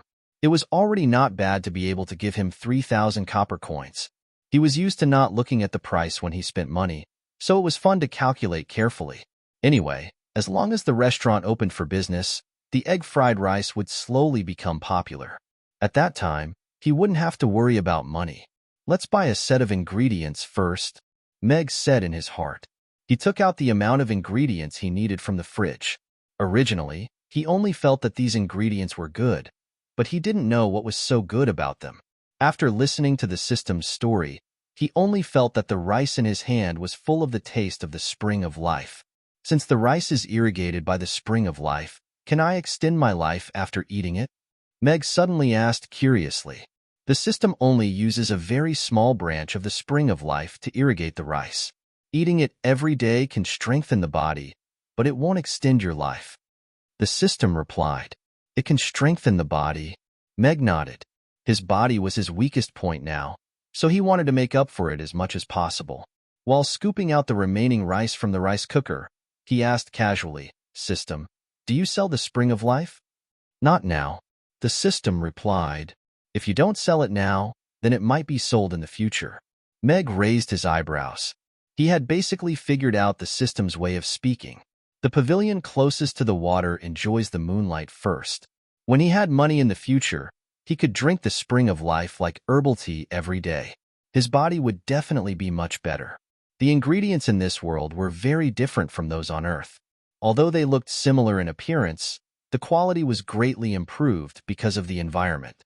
After eating it, it could strengthen the body or stimulate one's potential. Of course, Meg had to explore these things slowly. He was already looking forward to seeing what would happen when the recipes on Earth collided with the ingredients in this world. He ate the Yangzhou fried rice too quickly, so he didn't manage to taste it. He had to taste it carefully later. Skillfully handling the ingredients, Meg began to think about his new mission. The cost of a plate of fried rice was 296 copper coins. With the preciousness of these ingredients, Meg felt that 3,000 copper coins would be considered cheap. He definitely couldn't sell a plate of Yangzhou fried rice that cost 3,000 copper coins. He didn't dare to advertise the origin of these ingredients. If the elves knew that their holy spring was used to farm, no matter how good their temper was, they would shoot him into a sieve with their bows and arrows. The other races were also not to be trifled with. Regarding the origin of the ingredients, keeping it a secret was the best choice. Let's set it at 600 copper coins. After hesitating for a while, Meg made a decision. If he sold one plate, he could earn 304 copper coins. If he sold 1,000 plates, he would earn 3,040 gold coins. After making the decision, Meg didn't hesitate anymore. After all, this was only the first dish he had learned. When he learned how to cook meat dishes, it wouldn't be a problem to raise the price. If the starting point was too high, it wouldn't be easy to operate. And just now, the system had said that the second dish to be unlocked after the completion of this mission was La Rugiamo. Since even the pancakes could sell so well, La Rugiamo must also sell well. It should have a good effect on spreading the reputation of the restaurant. And more importantly, Amy loved pancakes so much. If she could eat La Rugiamo, which was 100 times better than pancakes, she would be very happy. It's just 1,000 plates of Yangzhou fried rice. I don't believe that I can't sell them. Meg regained his confidence. When he was thinking about whether he should do some marketing on the opening day, the system's voice suddenly sounded. Host, Please confirm the price of the dishes and the name of the restaurant. The system will price the menu and change the restaurant signboard. Yangzhou fried rice, 600 copper coins per plate. Meg directly answered. As for the name of the restaurant, he thought for a while and turned around to look at Amy, who was still leaning on the table and looking at the light from the cup. He nodded and said, "Let's call it Mamie's." "It's Amy's and my restaurant." Yangzhou fried rice, 600 copper coins per plate. Mamie's. Confirmation complete. Transformation in progress. Transformation complete. The system's voice sounded one after another. Meg noticed that there was an exquisite menu with a black leather cover on each table. There was also a signboard outside the door. From the kitchen, he could see the bottom corner of the signboard. "It's really convenient to have a system." Meg shrugged. Yesterday, it was just a shabby wooden house. Overnight, it had become a mid-range restaurant. Otherwise, it would have taken him several months to renovate. After deftly cooking a plate of Yangzhou fried rice, Meg filled a small bowl with it for Amy. Then, he carried the plate and bowl out of the kitchen. Looking at Amy, who was leaning on the table and looking around with her eyes glued to the glass, Meg put down the things in his hands and leaned over to the glass. Through the glass filled with water, he stared at Amy and said in a deep voice, "Little princess, your rainbow fried rice is here. Please come and eat." Little princess has received it. Coming right up. Amy looked up and giggled at Meg's smiling face. She felt that her father had become very gentle and interesting today. He was not like before when he didn't talk all day long. "Eat." Meg put the small spoon in her hand. "Okay." Amy nodded. Looking at the colorful fried rice in the small bowl in front of her, she grabbed the bowl with one hand and the spoon with the other and started eating. Meg also picked up the spoon and scooped a spoonful of egg fried rice into his mouth. The fragrant egg wrapped around the rice, which was soft but firm, and mixed with the taste of various ingredients, constantly attacked his taste buds. He didn't know if it was because he knew the origin of these ingredients, but he felt that the taste of each ingredient was so clear and yet perfectly blended together. After swallowing, his mouth seemed to still be filled with the fragrance of the spring of life. Chapter 11. After eating a plate of Yangzhou fried rice, Meg sat down and savored it for a while. The fried rice made from these precious ingredients was not only good in taste. The most direct effect was to relieve fatigue. The tiredness from making 2 plates of Yangzhou fried rice in the morning had completely disappeared after eating a plate of Yangzhou fried rice. Now, his whole body was warm, and he was even more energetic than after drinking Red Bull. It should be mainly because of the rice. If I eat that rice for 3 meals a day, my physical fitness should be able to steadily improve. Meg thought to himself. Among these ingredients, the most proper one was the rice that was irrigated by the spring of life. "Amy, do you feel anything after eating the rainbow fried rice?" Meg looked at Amy and asked. She had half-elf blood in her body, so there shouldn't be any adverse effects after eating rice irrigated by the spring of life, right? "It's super delicious." Amy put the small bowl on the table, stuck out her pink little tongue, and licked a grain of rice at the corner of her mouth. She looked at Meg and nodded seriously. Meg was stunned for a moment and couldn't help but smile. There was nothing wrong with this answer. He changed the topic and asked, then, "Other than being delicious and good-looking, do you feel any discomfort in your body?" "My body?" Amy thought for a while and shook her head. After a while, she nodded again. "Where do you feel discomfort?" Meg suddenly stood up from the chair and leaned forward slightly to look at Amy. He suddenly looked a little nervous. It's like there's a fire burning in my body. I felt it before, but it wasn't as hot as it is now. It's a little uncomfortable." "Father, what's wrong with Amy?" Amy looked at Meg, her little face already a little red. She looked at Meg with a little puzzlement, but she still looked quite calm. Meg, on the other hand, was a little flustered. He originally thought that since Amy was half-elf, eating the rice irrigated by the spring of life should benefit her a lot. But now, it seemed that this was not the case. Instead, it seemed to have stimulated something bad in her body. Looking at Amy's flushed face, Meg could not think of any solution. This was not a child's fever or a cold, and there was no way to deal with such a situation in his predecessor's memory. Seeing that Amy's face was getting redder and redder, he suddenly thought of something. He reached out to hold Amy's hand and said, "Amy, come with me. Let's go to the Gray Temple, Father. I think I know what to do." However, Amy retracted her hand and shook her head. She raised her right hand in front of her with her palm facing up as if she was holding something up. "Amy, what are you doing?" Meg looked at Amy in confusion. Suddenly, a ball of bluish-purple flame rose from her palm. It rose up 1/2 meter into the air, and the terrifying temperature caused the air to distort a little. Meg almost subconsciously took 2 steps back, and even the bench was knocked to the ground by him. He stared at the bluish-purple flame that was slowly leaping in Amy's palm. The flame gradually subsided, and finally turned into a small bluish-purple fireball. "Amy, are you all right?" Meg hurriedly looked at Amy and asked. The fireball looked even smaller than Amy's little hand, but its temperature was a little terrifying. He could feel a dangerous aura from it. He was worried about Amy, but he couldn't get close to her. He couldn't help but feel even more anxious. "Father, I'm fine. Look at this fireball. It's so cute. Is this magic?" Amy shook her head. The redness on her face had receded a lot, and she looked at the fireball in her hand excitedly. Meg heaved a sigh of relief. He watched as Amy's complexion slowly returned to normal. It seemed that the appearance of this fireball had balanced the heat and discomfort in her body. However, he narrowed his eyes as he looked at the bluish-purple fireball. He wasn't sure if this was magic. Shouldn't the flames of a normal fireball spell be fiery red? Amy looked at Meg, who was narrowing his eyes slightly, and a hint of panic appeared on her face. Her hand trembled, and the fireball in her hand was extinguished. She immediately retracted her hand and lowered her head as if she had done something wrong. "Father, don't be angry. I know I was wrong. I won't mention learning magic in the future."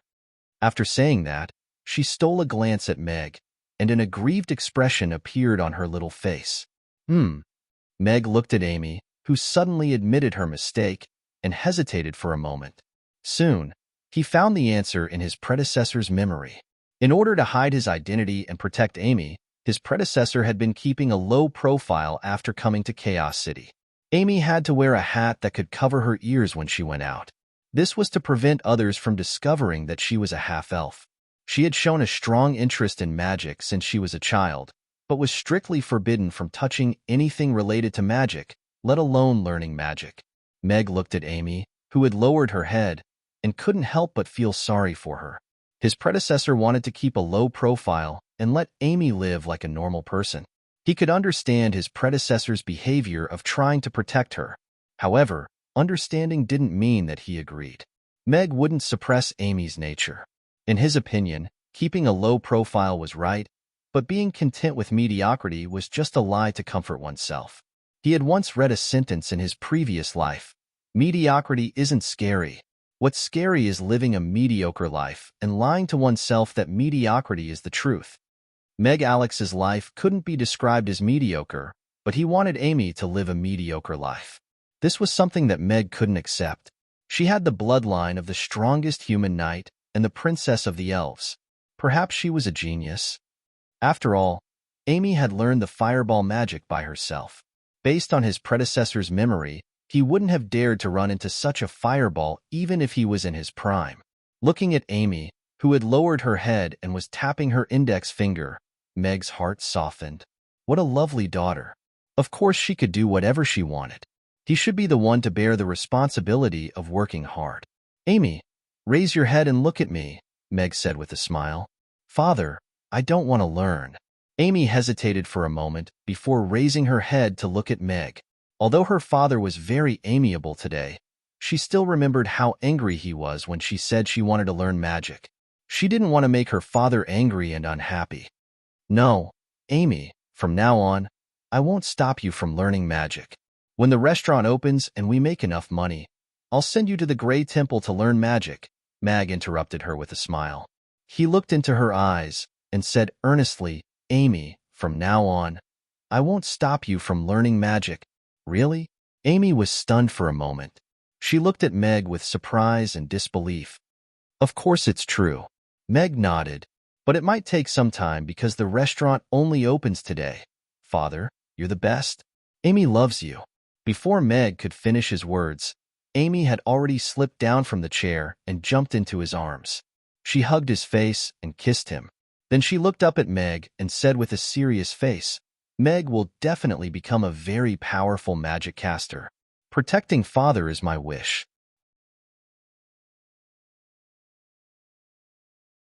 Chapter 12. Amy nodded obediently and prepared to get down from Meg's lap.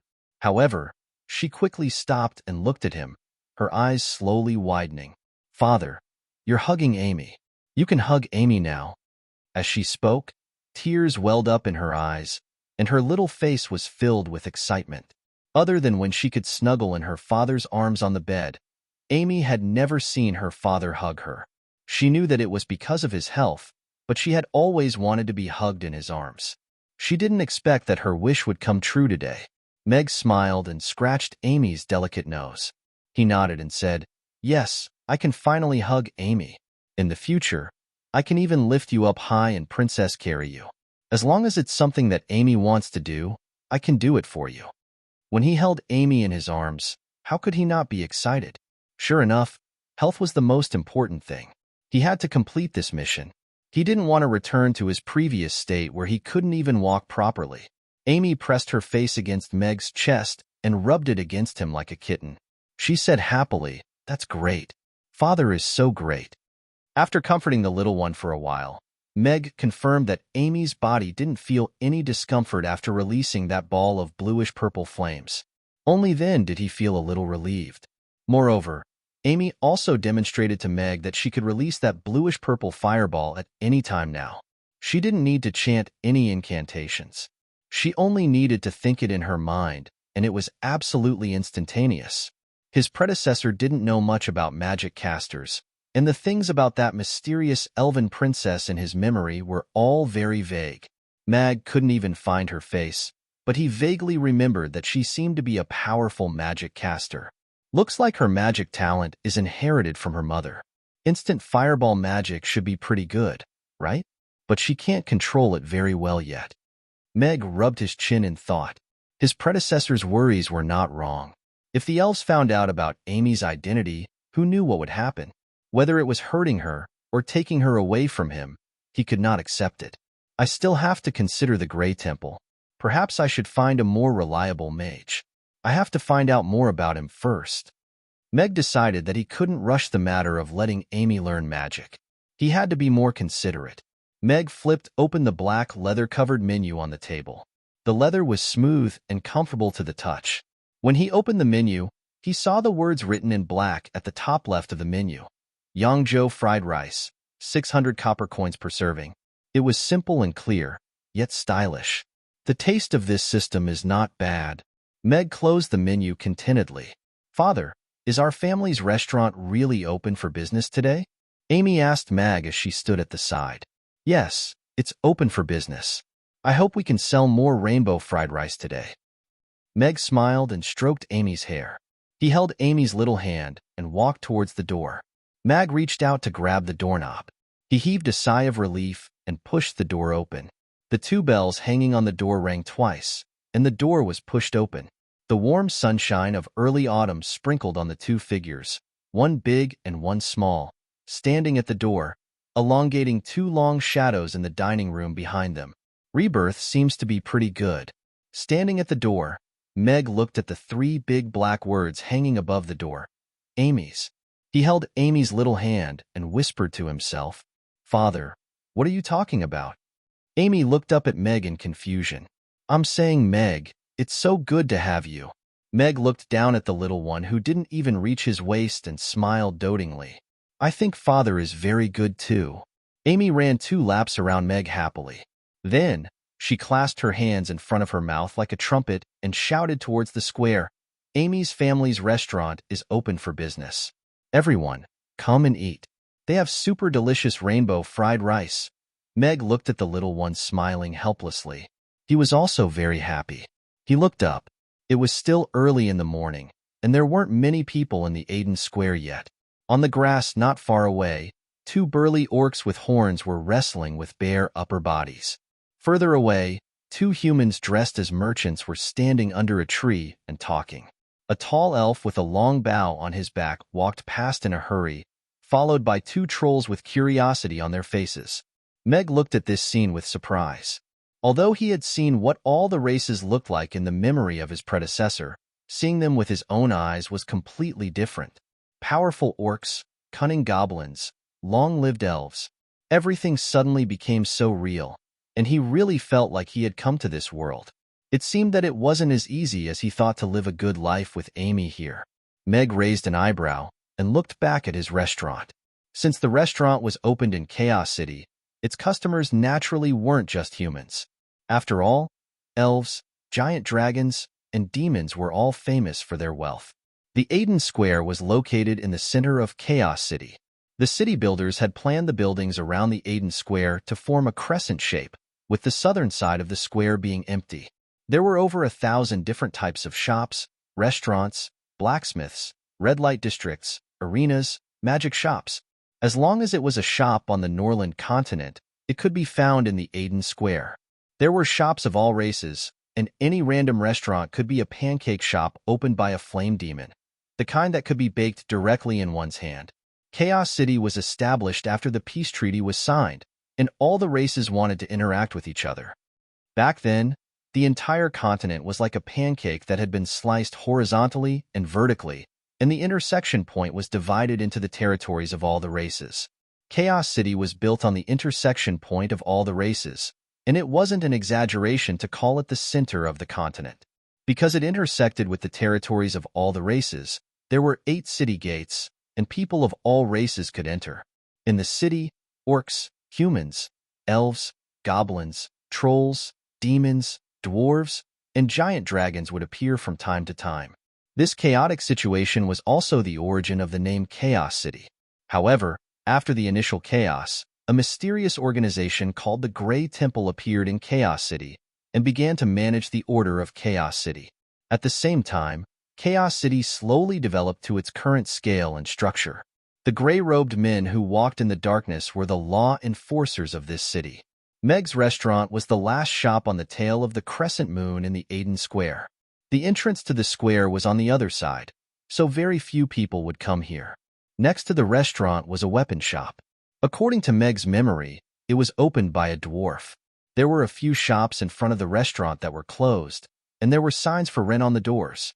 Further away, there was a shop that sold magic potions. There were 2 bird cages hanging in front of the shop, in which there were 2 sleeping parrots. Chapter 13. After watching from the entrance for a while, he noticed that there were only a few passers-by looking at the restaurant, which was decorated in a completely different style from the surrounding shops. However, for the time being, no one wanted to try it out. Back at the restaurant, Mag cleared the table and went into the kitchen to wash the dishes.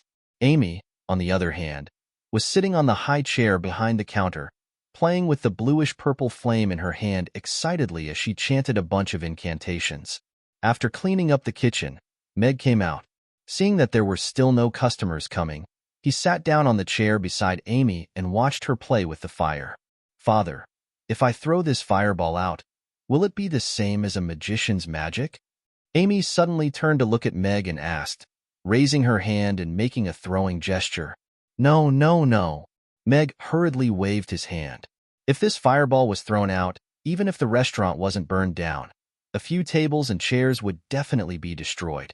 According to the stingy nature of the system, the remaining 2,700 copper coins might not even be enough for him to deduct. "Don't worry, Father. I won't really throw it out." Seeing Meg's nervous expression, Amy chuckled and waved her hand to disperse the bluish-purple fireball in her hand. "If you can throw it out and hit it accurately, then it should be called the fireball technique." Meg heaved a sigh of relief. After thinking about Amy's question, he nodded and said, "Then I don't know how to do it." Amy shook her head, somewhat lacking in confidence. "It's okay. Before you become my disciple, I'll practice with you every morning. No one is born with it. Our Amy is already very good at making a fireball." "I believe you can do it," Meg said with a smile and looked at Amy encouragingly. Yes, I'll work hard." Amy nodded vigorously. She turned to look in the direction of the door and said a little hesitantly, "But father, why isn't anyone coming in to eat? Your rainbow fried rice is so delicious." "Because they haven't eaten it before, they don't know how delicious it is. In the future, there will definitely be a lot of people lining up to eat it," Meg said with a smile, feeling a little helpless in his heart. However, 600 copper coins was indeed an exorbitant price for the average person, but Chaos City had no lack of rich people. Regardless of race, there would always be a group of rich people who loved thrills and excitement. They would often come to Chaos City for a few rounds, and some of them would even live there for a long time.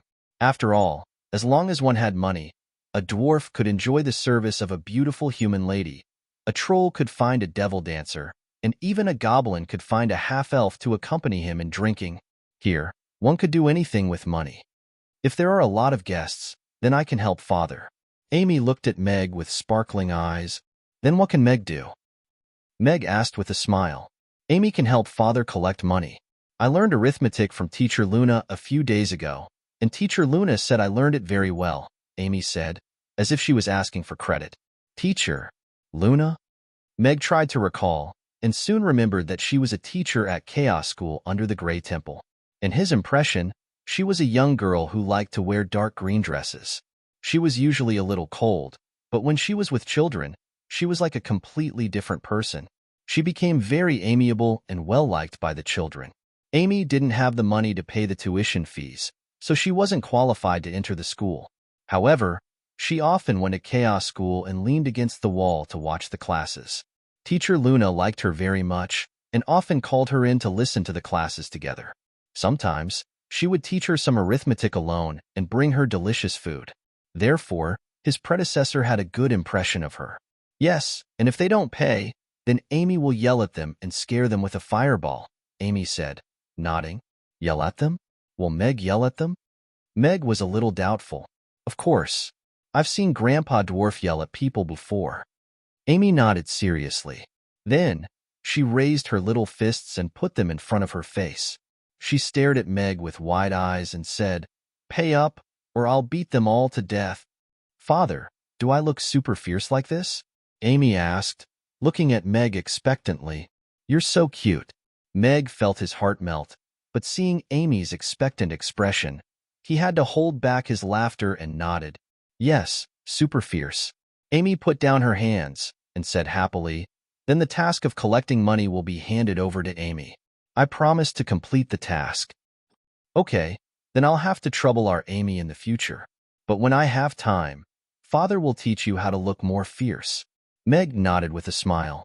He did not refuse Amy's request, but her current appearance was too cute. When he had time, he had to teach her well. Otherwise, she would not be able to control the situation. Then, under Amy's pestering, Meg told her the story of the little match girl. Although it was a version that was arbitrarily edited and added, the little girl still listened with great interest. "Father, is that roast goose really delicious?" Amy asked Meg expectantly when she heard the end of the story. "It's probably quite delicious," Meg nodded, but suddenly felt that something was not quite right. Was the main point of the story really the roast goose in the window?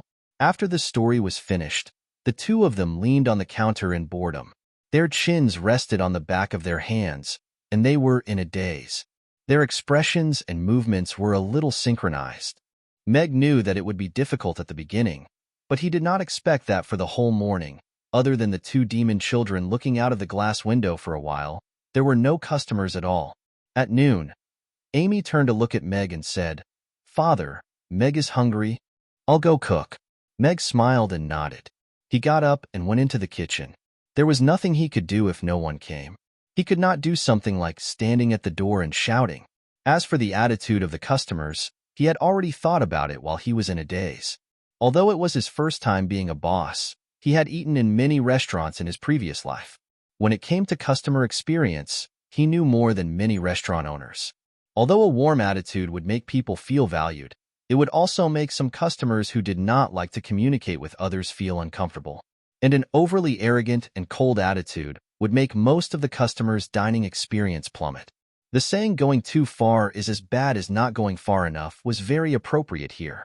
Moreover, There were only two people in Meg's restaurant, Amy and him. It was already very good that Amy could complete the task of collecting money. Naturally, he still had to deal with the reception.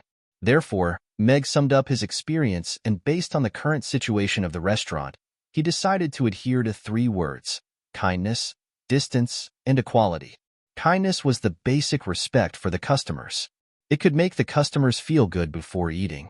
As for distance, it was a choice that Meg made to increase efficiency and also to make the customers who did not like too warm a reception feel at ease. The final equality was for all races. Meg felt that as long as they entered the restaurant and chose to spend money, they were all customers. He would choose to treat them equally regardless of race.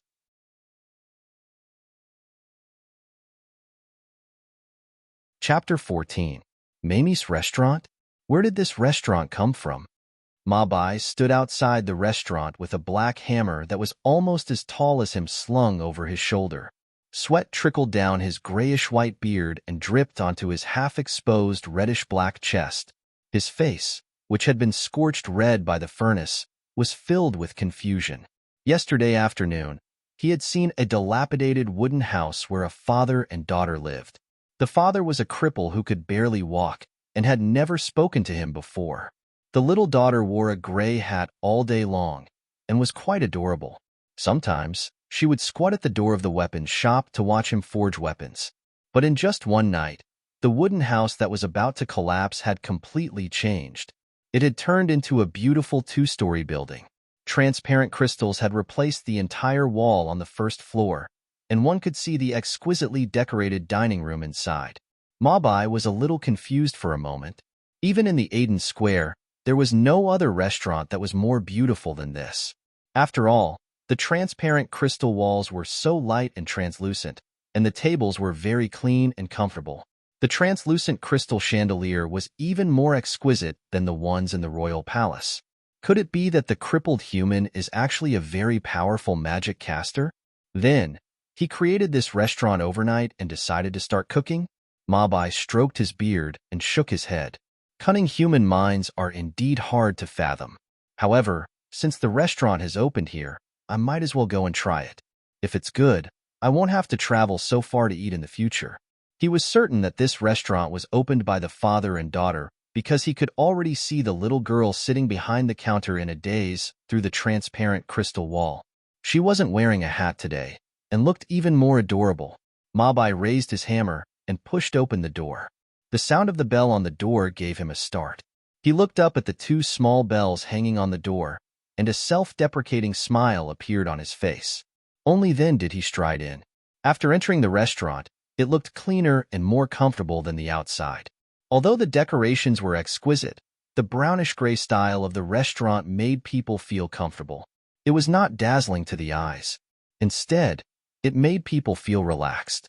Mabai lowered his head to look at his clothes, which were burned with holes by the sparks, and his boots, which were covered in a thick layer of dust. He then looked at the clean and bright floor and hesitated for a moment. Father, there were guests. It's the dwarf grandpa next door. Amy, who was leaning against the counter and waiting for her food, had her eyes lit up. When she saw who came in, she turned around and shouted excitedly in the direction of the kitchen. Meg, who had just finished preparing the ingredients for the fried rice, heard the bell and Amy's voice. He turned to look at the door in surprise. The door was pushed open, and an old dwarf with a heavy black hammer on his shoulder came in. He had short hair and a grayish-white beard. His chest was open, revealing his strong muscles. His arms were as thick as an ordinary person's thighs. He was wearing animal skin clothes that were full of holes, and there was a cowhide wineskin hanging from his waist. This was the first time he had seen a real dwarf. The dwarf's height reached his waist. Because of his strong muscles, he looked a little square, like a standing box. This was the owner of the weapon shop next door, the dwarf blacksmith Mabai. He was one of the few blacksmiths in Chaos City. Dwarves also lived very long lives. He should be over 200 years old, but he was still very healthy. Back then, his predecessor had carefully observed the shop owners and the people who frequented this area. Although he might not be able to name them, he still had a rough idea of their identities. This was the first customer. Meg was naturally happy and expectant. He took a towel and wiped his hands. When he walked out of the kitchen, he saw Mabai standing at the door hesitantly. He glanced at the grayish-black cowhide boots on his feet and understood. He didn't go out to greet him.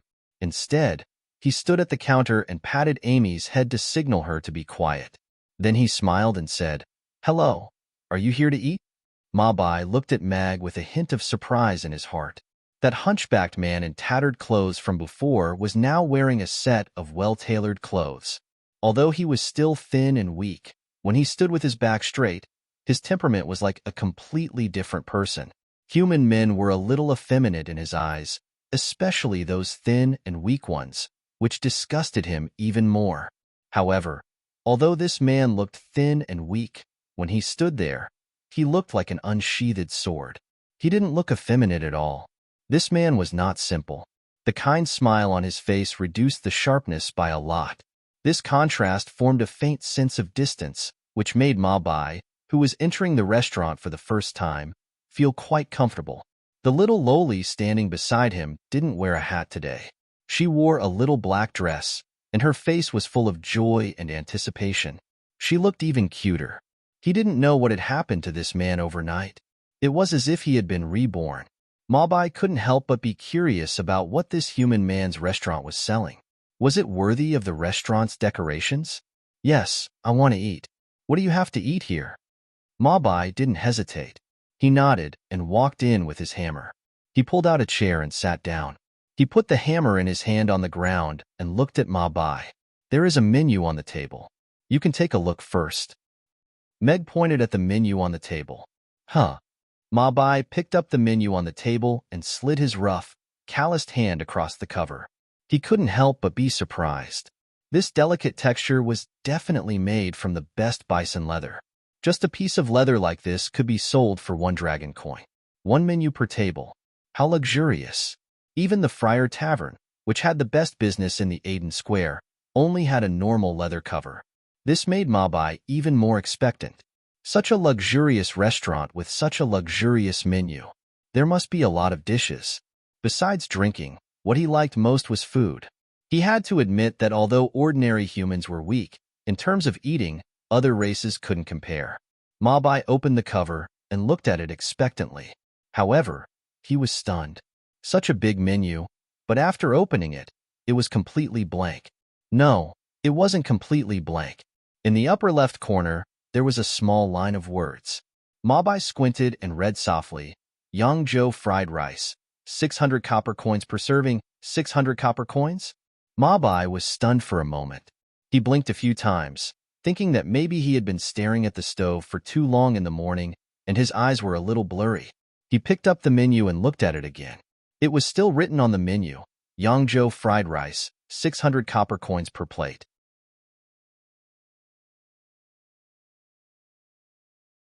Chapter 15. Meg shook his head with a smile and said calmly, "The menu is correct. It's just that the restaurant has just opened, so there aren't many dishes. We'll introduce new ones later." "I'm not talking about the dishes, but the price. What is this Yangzhou fried rice? 600 copper coins per plate? Did you use giant dragon meat to stir-fry this?" Mabai shook his head and pointed at the small line of words on the menu. He was a little annoyed. The decoration of the restaurant was nice, and the owner was pleasing to the eye. He didn't expect the owner to take advantage of him. The line was so small. If he ordered it without reading it clearly, he would have spent 600 copper coins for nothing. With 600 copper coins, he could buy a big plate of roast meat and 2 bottles of strong liquor at Friar's Tavern. He could even fill his wine bag when he went back. Mabai's good impression of Meg was gone again.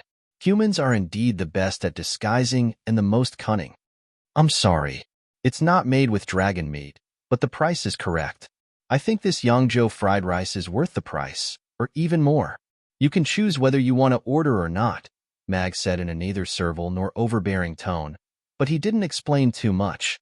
Meg had expected that some customers would question the price, but he had absolute confidence in his Yangzhou fried rice. Was 600 copper coins not worth it? If it weren't for the mission of 1,000 plates of Yangzhou fried rice, he would have set the price at 6,000 copper coins. This Yangzhou fried rice was made with rice irrigated by the spring of life and various rare ingredients. It was made with the best cooking skills in this world. Mabai stared at Meg, trying to suppress his anger. Humans are indeed cunning. They can say such things without changing their expressions. Although the style of this restaurant was indeed very good, he paid the most attention to the taste of the food. The restaurant's appearance was secondary. What on earth was this Yangzhou fried rice? He couldn't figure it out from the name. What was Yangzhou? Could rice be eaten if it was fried? He had eaten in all the restaurants in Chaos City in the past few decades, but he had never heard of this dish. Mabai stared at Mag for a long while, but Mag's expression remained calm and collected. There was no hint of guilt or impatience in his expression, and it was as if he were waiting for him to make a decision. He had seen all kinds of people in his decades of running a weapons shop. Not many people could have such a mentality in front of him, and they were all capable people. He couldn't help but wonder if there was something special about this Yangzhou fried rice. Is it really worth 600 copper coins? He hesitated, and then asked, "You said the price is correct. Are you sure this Yangzhou fried rice is delicious?" Whether it's delicious or not has a lot to do with personal taste. Mag shook his head. No matter how delicious something was, some people would find it disgusting. Looking at Mabai's furious expression, he couldn't help but heave an internal sigh. It appeared that this first customer was most likely going to be a failure. Mabai was even more annoyed. Other shops couldn't wait to praise their food to the heavens. But this guy retorted with, "I can't guarantee." He can't even guarantee that it's delicious. Looks like he's lying.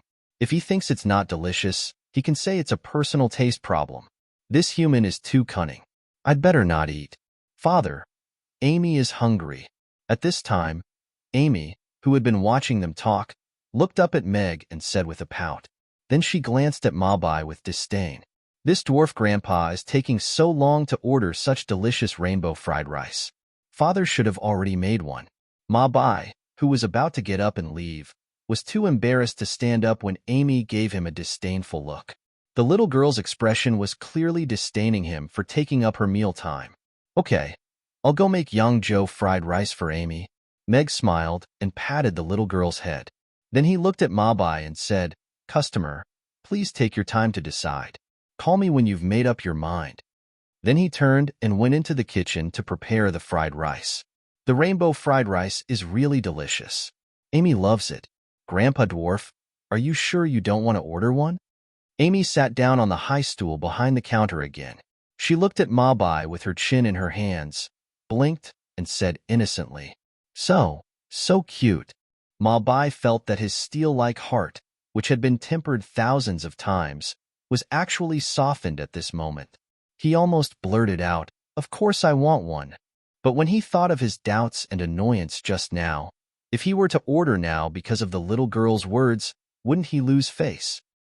He forced himself to hold it back, crossed his arms, and said coolly, "I'll take a look and decide later." "Okay, anyway, you'll fall in love with the taste later." Amy shrugged, as if she had already seen through everything. She ignored Mabai and turned to look at the kitchen expectantly. Mabai felt that he was despised again. He was despised by a little girl twice in a row. But looking at her cute face, what could he do? He could only forgive her. I'd like to see if the Yangzhou fried rice is really that delicious, or if this little girl has also been corrupted by that human, Mabai thought to himself. He was not in a hurry to leave, so he sat there and waited patiently. He had practiced tens of thousands of times in the test field for the god of cookery, and he had already cooked it twice in the real world. Therefore, it only took Meg less than 10 minutes to make a plate of Yangzhou fried rice. When he came out with a plate of fried rice, Meg looked at Mabai, who was still sitting there, a little surprised. He thought that this grumpy customer had already left. "It smells so good. Father is so awesome." Amy jumped down from the high stool, stared at the plate of fried rice in Meg's hand, and clapped her little hands happily. "This is Yangzhou fried rice? It doesn't look that special, does it? Although it looks pretty good, there's no meat at all. It's definitely not satisfying." Mabai, who was looking forward to it, suddenly felt a little disappointed when he saw the fried rice. Meg put the fried rice on the table across from Mabai and said to Amy with a smile, "Go wash your hands first, then come and eat." "Okay." Amy trotted into the kitchen, stepped on a stool, and washed her hands. Then she trotted back to the table, climbed onto a chair, and moved closer to the plate to smell it. Her big blue eyes suddenly became brighter. At this time, the smell of the fried rice also drifted to Mabai's table. He couldn't help but take a breath, and his eyes suddenly widened. He looked at the fried rice in front of Amy in disbelief. This smell. Why is it so tempting? Amy, start eating, Amy said with a spoon in her hand. Then she scooped up a spoonful of fried rice and put it into her mouth. She chewed happily, and her little face was full of joy as if she was enjoying a delicious meal. She ate one mouthful after another, swaying her body slightly as if she couldn't stop at all.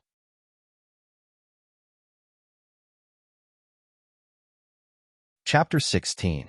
After Mabai called out, he felt a little embarrassed. Just a moment ago, he was full of doubts, but now he took the initiative to ask for a bowl. This slap to his face was a little painful. It's mainly because this little girl is eating so happily that I couldn't help myself. Mabai glanced at Amy, who was eating happily opposite him, and said in his heart.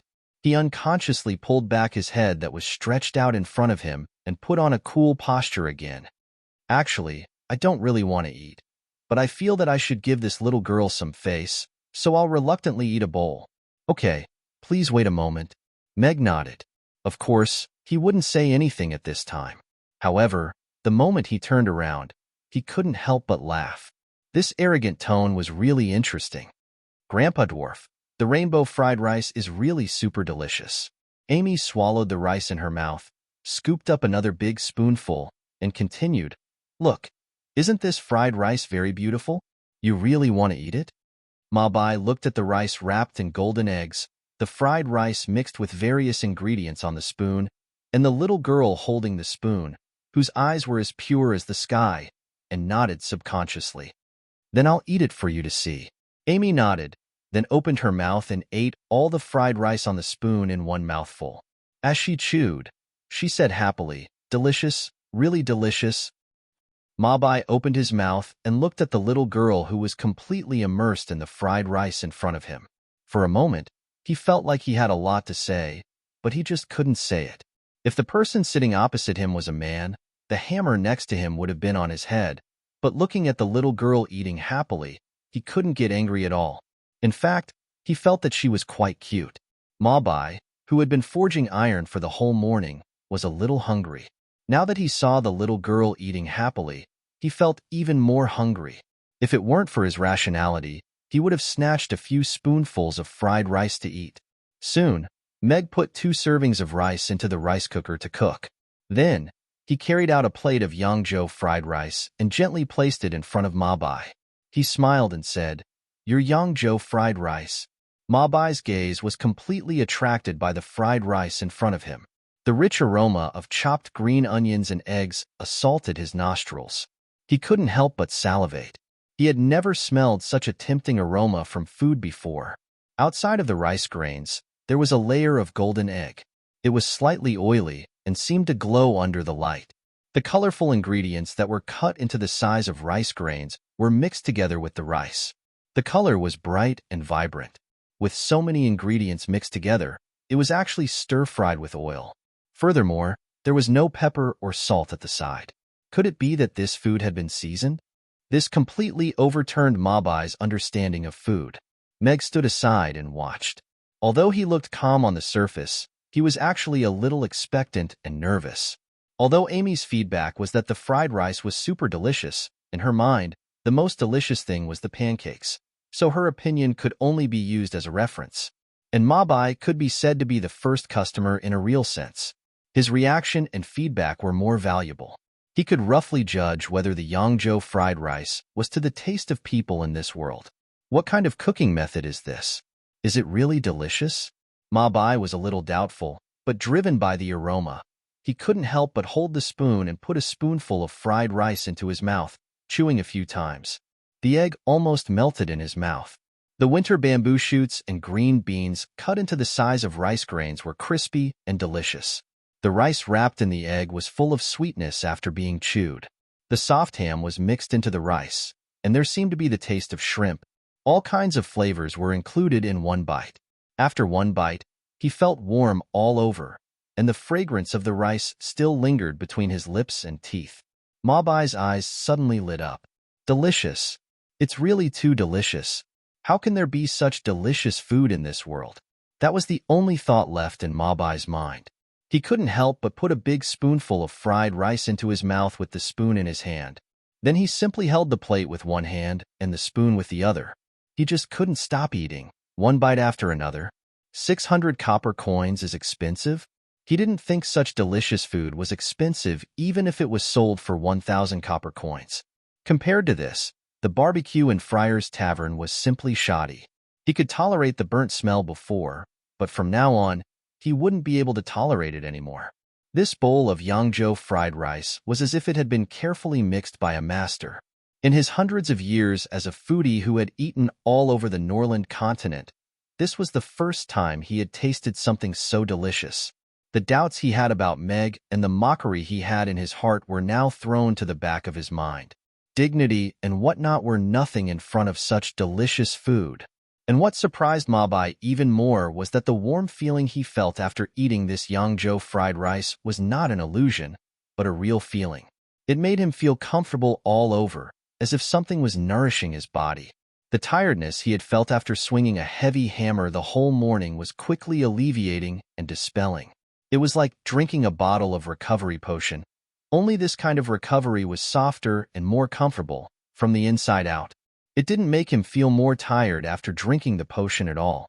It reminded him of the elven holy spring, the spring of life. Grandpa Dwarf, isn't the rainbow fried rice super delicious? Amy giggled. She looked at Mabai, who couldn't stop eating, and said, Amy said you would love this taste. Meg stood aside with a smile on his face. Mabai's behavior had explained everything. He couldn't resist this Yangzhou fried rice at all, so he didn't have to worry about whether the restaurant would be popular or not. It was a good start. Yes, I've already fallen in love with this taste. Mabai put down the plate in his hand, looked at Meg, and said, Boss, give me another plate of Yangzhou fried rice. It's so delicious. Just then, the system's voice suddenly sounded. The system recommends that the host implement a purchase restriction system, which can greatly increase the customer's expectation and stickiness. Meg was stunned. System, aren't you a vegetable seller? He asked in his mind. The system is mainly responsible for urging the host to learn cooking and providing the required ingredients, the system emphasized. It seemed to be a little dissatisfied with Meg's position as a vegetable seller.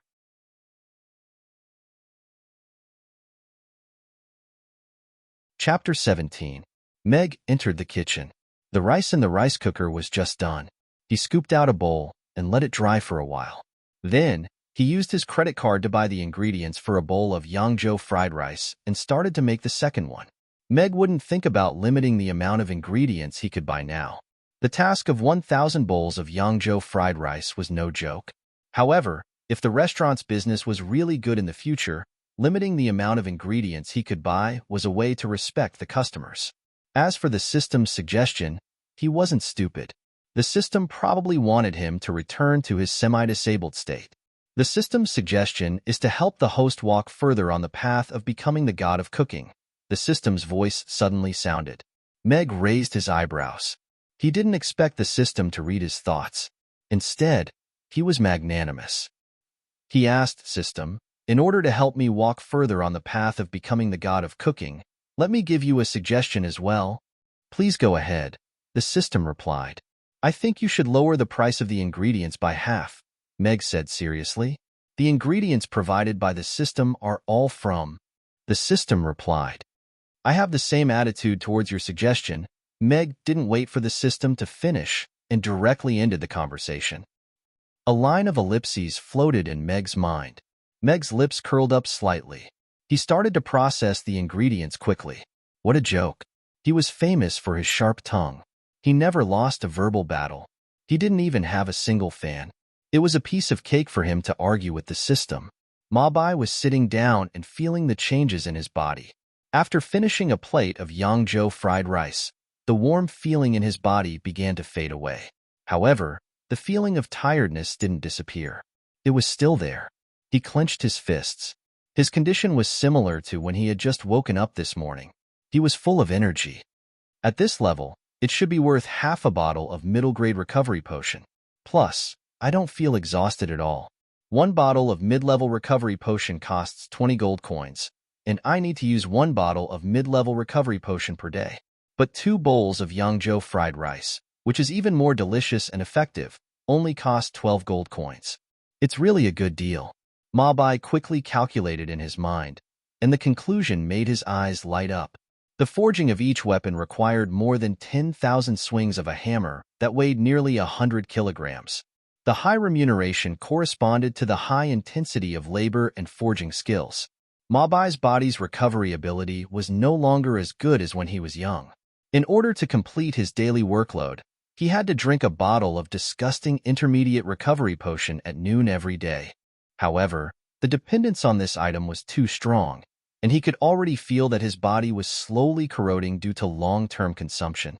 At this rate, he could only maintain his forging precision for 5 years at most. The day that he lost his precision would be the day that the reputation that he had built in Chaos City for the past few decades would collapse. Although he had saved up quite a bit of savings with the price of at least 1,000 gold coins for a weapon, he knew that the money was far from enough for what he wanted to do. 5 years was too short. He needed at least 10 more years of high-intensity forging every day before he could do it. This Yangzhou fried rice was like a ray of light that suddenly appeared in the endless darkness for him. He saw hope all of a sudden. Let's try another one. If the recovery effect is really good, I can eat it every day in the future. At first, he felt a little heartache about the money he had spent. But compared to the potion that made him want to vomit after taking a sip, this Yangzhou fried rice, which was extremely delicious and almost half cheaper than the potion, was not difficult to choose between if the effects were the same. Grandpa Dwarf, didn't you just say that you wouldn't fall in love with this taste? Amy had also finished her Yangzhou fried rice. She licked her lips and looked at Ma Bai with a smile, her little face full of innocence. Ma Bai blushed under Ai Mi's stare. He coughed dryly and said, I was just testing the boss to see if he was confident in his cooking skills. I didn't expect that he wouldn't be confident even though his cooking skills are so good, so I was trying to raise his confidence. Really? Amy looked at Ma Bai suspiciously. Of course it's true. I'm not the kind of person who says that it's not tasty before I even try it. Ma Bai nodded seriously, with a hint of pride in his voice. Then I'll take it as true. Amy looked at Ma Bai helplessly. She slid down from the chair and carried the plate into the kitchen. I. Ma Bai felt as if he had been despised again, being looked at by a little girl with that kind of helpless gaze, as if she had already seen through everything. Meg listened to Ma Bai's arrogant conversation in the kitchen. He was speechless after being easily refuted by Amy, and the corners of his mouth couldn't help but curl up a little. This little girl is very talented, as expected of my daughter. As long as her poisonous tongue is casually developed, coupled with her cute appearance, she can completely refute people until they start doubting their lives, and yet they can't get angry. This feeling is simply too good. Meg took the plate with a smile and put it aside as he looked at Amy and said, If you still want to eat, I'll make more for my portion and give you another small bowl. Father, you're so good to Amy. Amy looked up at Meg, her little face full of admiration. After waking up yesterday, Father seemed to have changed into a different person. He had changed so much. Ma Bai looked at the father and daughter in the kitchen from outside and was stunned. In a trance, he seemed to see the scene of a child standing in front of the stove and looking up at the man wielding the heavy hammer with adoration. After not seeing him for so many years, he didn't know how he was doing. He felt like he owed him too much. Go and sit outside. Father has to cook the fried rice for the customer first. Meg nodded with a smile. Okay. Amy responded obediently and happily went out of the kitchen. She climbed onto the high stool behind the counter and looked at Ma Bai with her chin in her hands. Grandpa Dwarf, don't be anxious. Your fried rice will be ready soon. Be good and wait for a while. Okay. Ma Bai came back to his senses and nodded. He looked at Amy with a rare smile. Customer, here's your fried rice. Meg placed the fried rice in front of Ma Bai with a smile. Okay. Ma Bai nodded and looked at the fried rice that was as exquisite as a work of art. He scooped up a big spoonful and put it into his mouth with a heart full of hope. The taste was as intoxicating as before, and as he swallowed the fried rice, that warm feeling rose up again, nourishing every part of his body.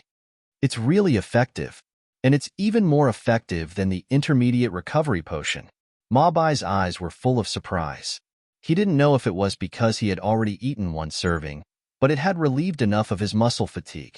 He felt that eating the second serving not only relieved his fatigue, but also nourished the muscles that had been worn out over the years. Although the nourishment was very weak, those parts of his body that would hurt unbearably on rainy days felt exceptionally comfortable now, as if a pair of warm hands were gently massaging them.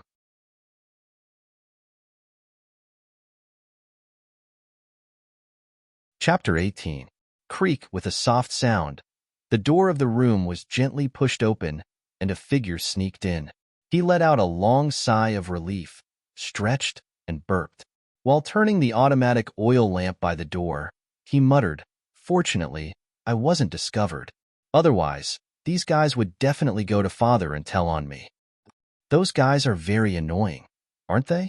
a voice asked. "They are. They're so annoying." Vivian chimed in before her expression stiffened.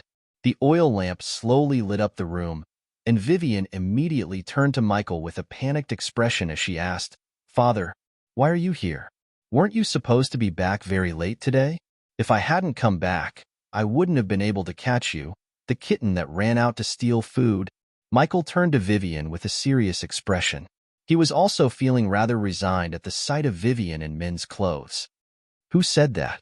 I only went out to get some fresh air because it was too stuffy at home. I didn't steal food."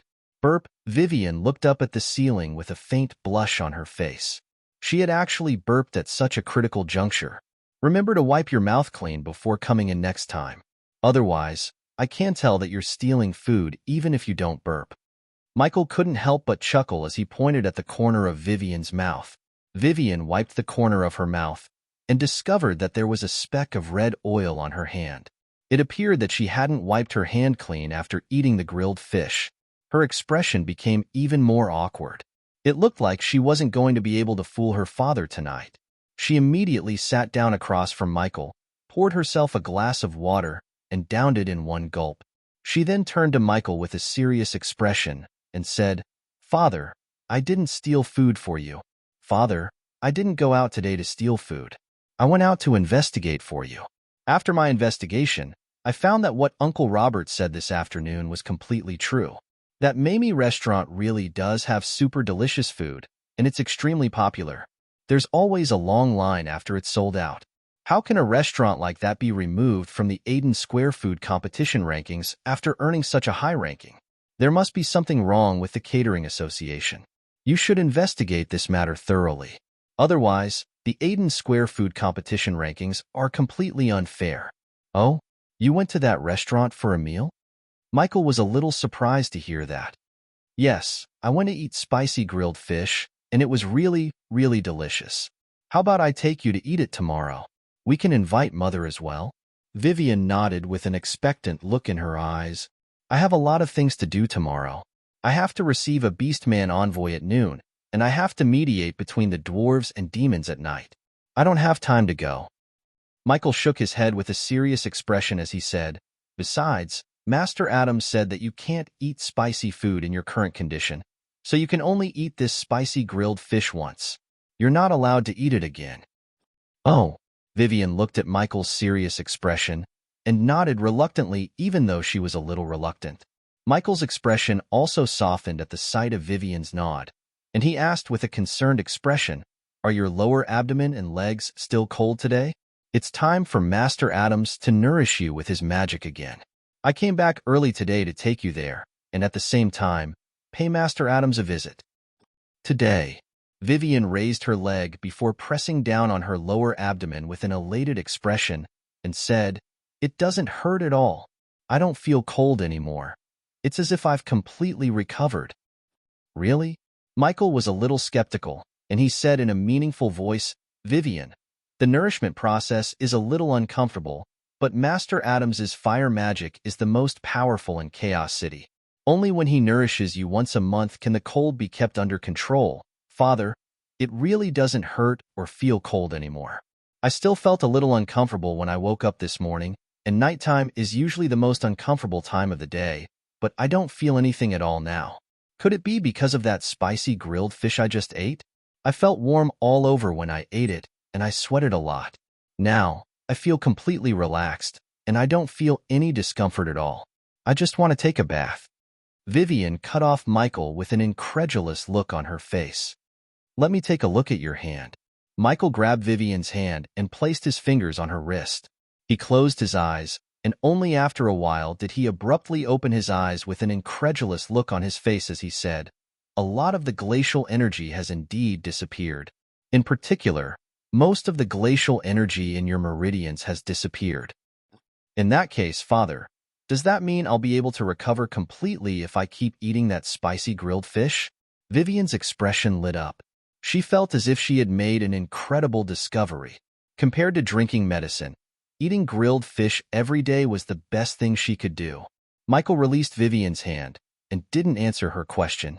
Instead, he urged, "Come with me to Master Adam's place right now, and let him see what's going on. Can I take a bath first?" Vivian requested. "All right, hurry up. I'll go tell your mother to eat first." Michael nodded before departing. "Here's your tofu pudding." Yabamiya emerged with a bowl of sweet tofu pudding and a bowl of savory tofu pudding, and placed them in front of Warren and Tonus.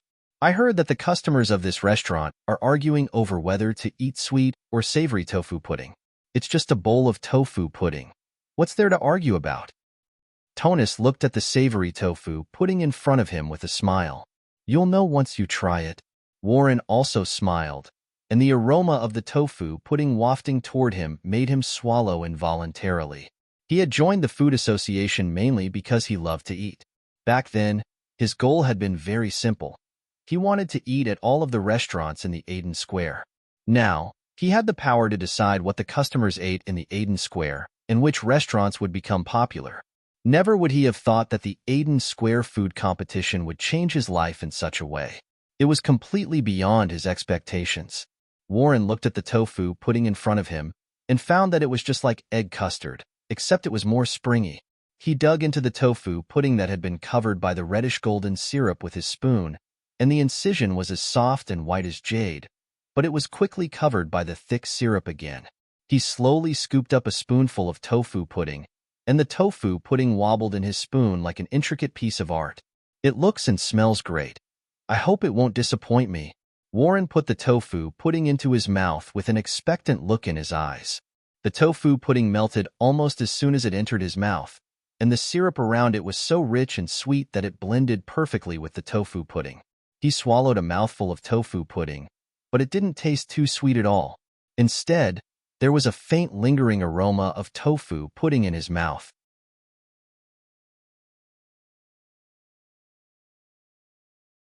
Chapter 19.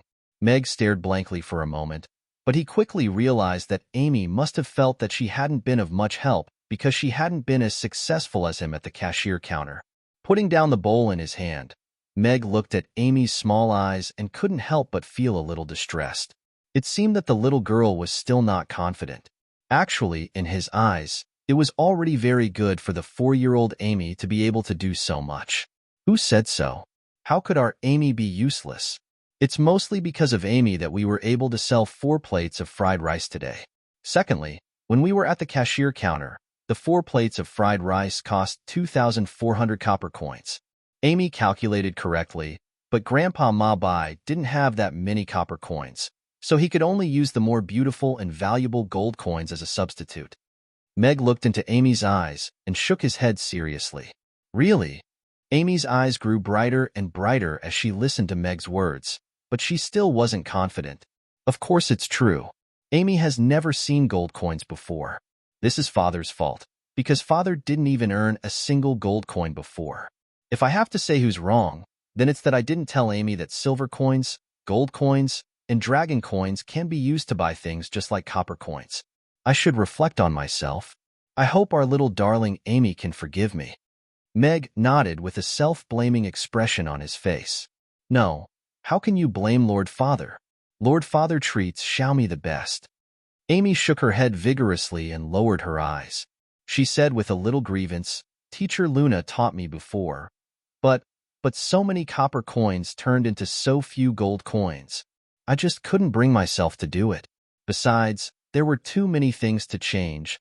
So, Meg's eyebrows trembled, and he almost couldn't hold back his laughter.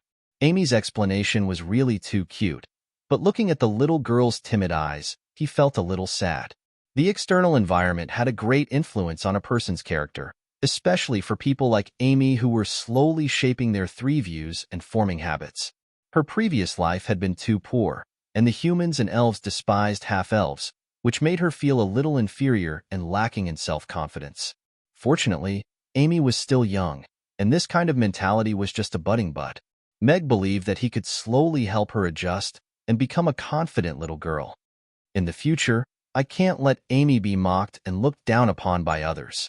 I have to treat her like the apple of my eye and raise her into a happy little princess, Meg told himself in his mind. However, when it came to arithmetic, the standard of mathematics in this world was indeed worrying. It was even worse than the standard of foreign people in his previous life. Even adding and subtracting numbers with more than 2 digits took a long time. In this world where culture was not widespread, this was not a strange thing.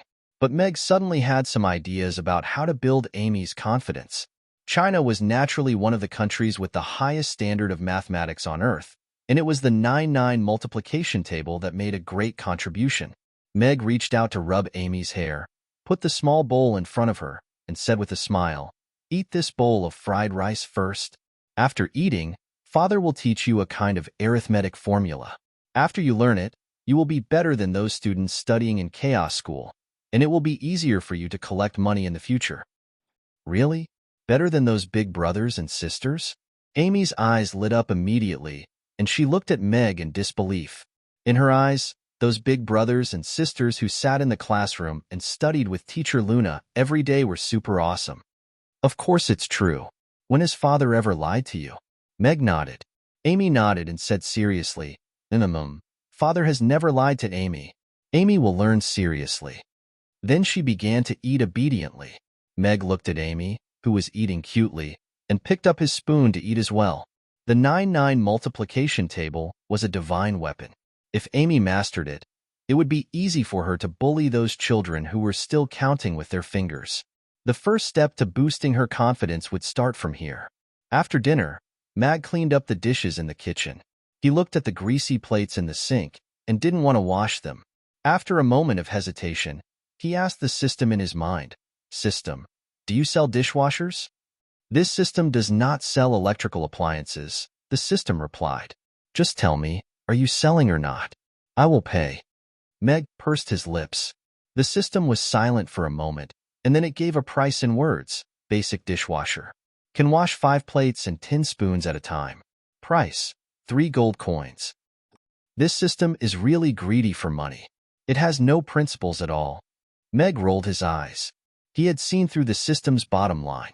However, the price was still acceptable. He said without hesitation, "So cheap? Then I want one. Deduct the money from my credit limit first." Payment successful. Dishwasher in place. Another row of words floated by. Mag looked at the bright silver dishwasher on the stove, and his eyes lit up. This thing looked very high-tech. He opened the lid and placed all the plates and spoons in the sink into it. He pressed the on button, and the lid opened automatically in less than a minute. The plates inside had already become shiny and new. Modern technology was really convenient.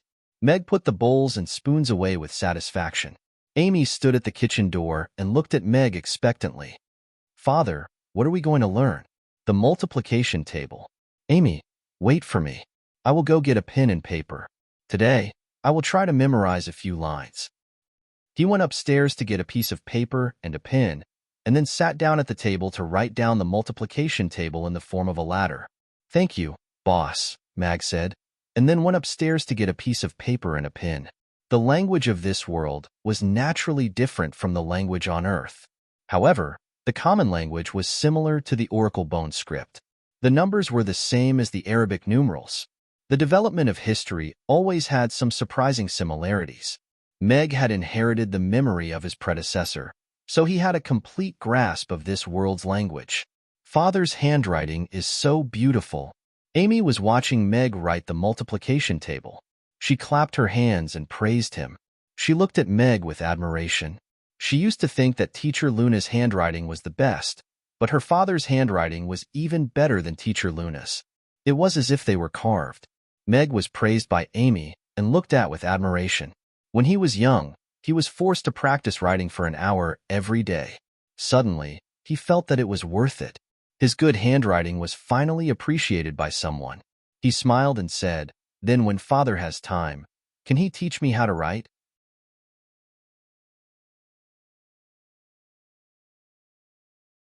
Chapter 20. Yes, because there are 9 rows and 9 columns, it's called the 9 by 9 multiplication table. Amy already has some foundation in addition and subtraction, so it shouldn't be too difficult for her to learn this. Meg looked at the neatly arranged stair-shaped multiplication table. Both the horizontal and vertical lines were neat and the handwriting was clear. He put down the pen with satisfaction and smiled.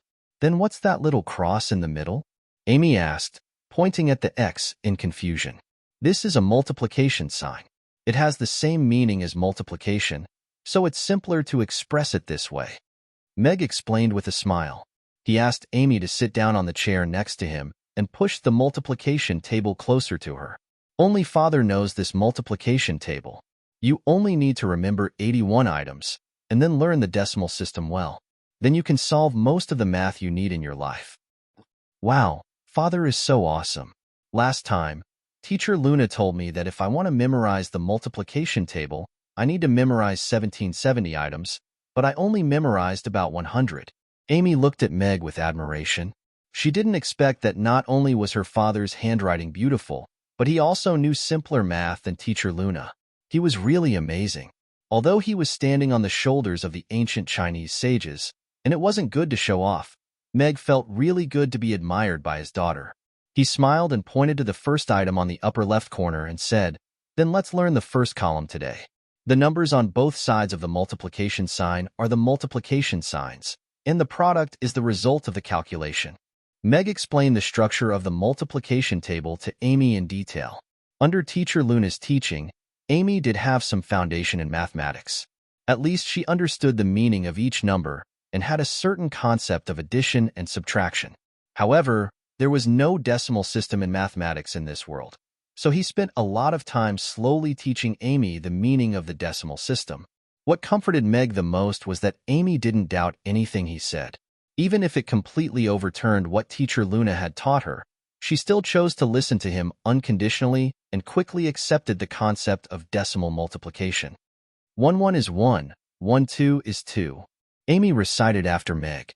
The little girl's memory was pretty good. After reciting after Meg a dozen times, she remembered the first column. Meg struck while the iron was hot. He recited the entire multiplication table with her twice to give her a general feeling. "But Father, what's the use of memorizing this?" Amy looked up at Meg in confusion after reciting it a few times. "Oh, it's very useful." Meg smiled and pointed at the multiplication table. "Look, a plate of Yangzhou fried rice costs 600 copper coins, which is 6 gold coins. Grandpa Mabai ate 4 plates just now, so it's 4 times 6 is equal to 24. You can know the result directly without having to count them with your fingers. Don't you think it's very convenient? It's really 24 gold coins." Amy's eyes lit up. She had spent a lot of time calculating the 2,400 copper coins in her mind, but her father had just used the multiplication table to calculate it. This multiplication table was so useful. She said enthusiastically, "Father, I want to learn. I want to learn this multiplication table. If Amy learns it well, then she can really help Father." "Okay, then we'll learn 3 columns today, and we'll learn the rest tomorrow." Meg nodded with a smile. The most important thing in learning was initiative and enthusiasm, and Amy didn't lack either. He believed that she would master the multiplication table very soon. Noon passed as Amy memorized the multiplication table. Except for Ma Bai, no other customer came into the restaurant, which showed how deserted this corner of the Aden Square was. But after selling 4 plates of fried rice, Meg was relieved. At least he didn't have to worry that the taste of Yangzhou fried rice was not suitable for people in this world. And judging from Ma Bai's reaction, The effect of the fried rice to relieve muscle fatigue was also effective for him. Maybe he would be a regular customer in the future. This was good news. 342, 355, 36, 36, 36 is too difficult. Amy looked up at Meg with a sad face. This was the 5th time she couldn't memorize the multiplication table. Tears were rolling in her eyes. Okay, then you can memorize up to 355 today. Amy is already very good. Not many children can finish the first column on their first try. You can memorize the rest tomorrow. It's best to do it step by step. Meg put away the multiplication table and rubbed Amy's hair with a smile. This reminded him of a video he had seen in his previous life where a little girl had cried while memorizing the multiplication table. Sure enough, they were of the same age and had the same troubles. Really? Amy, who thought she was going to be scolded, heard Meg's words, and her eyes lit up again. Father actually said that she was better than the other children. Of course it's true. When have I ever lied to you? Meg looked into Amy's eyes and nodded seriously. Okay, Father wouldn't lie to me. I'll memorize the rest tomorrow. Amy nodded, and a bright smile appeared on her face. She was more confident now. Meg put the multiplication table behind the counter. It was past mealtime, and no one would come to eat. Looking at Amy's messy hair, he walked to the door, flipped the open for business sign, and locked the door from the inside. Then he took Amy's little hand and said, "Let's go. Father will wash your hair and bathe you. You'll become a clean little fairy. Do we need to boil some hot water and bring a wooden bucket?" Amy looked up at Meg and asked. "No, there's a water pipe upstairs that directly pours out hot water. There's also a bathtub." Meg smiled and shook his head. "Is it like the faucet in the kitchen?" Amy asked in surprise. The thing that her father called a faucet was so magical. Clear and sweet water would come out just by turning it. It was like magic. "Yes, it is." Meg nodded and held her little hand as they went upstairs. Amy had only just begun to understand this world, so she was only curious about the modern things at home and did not feel too conflicted.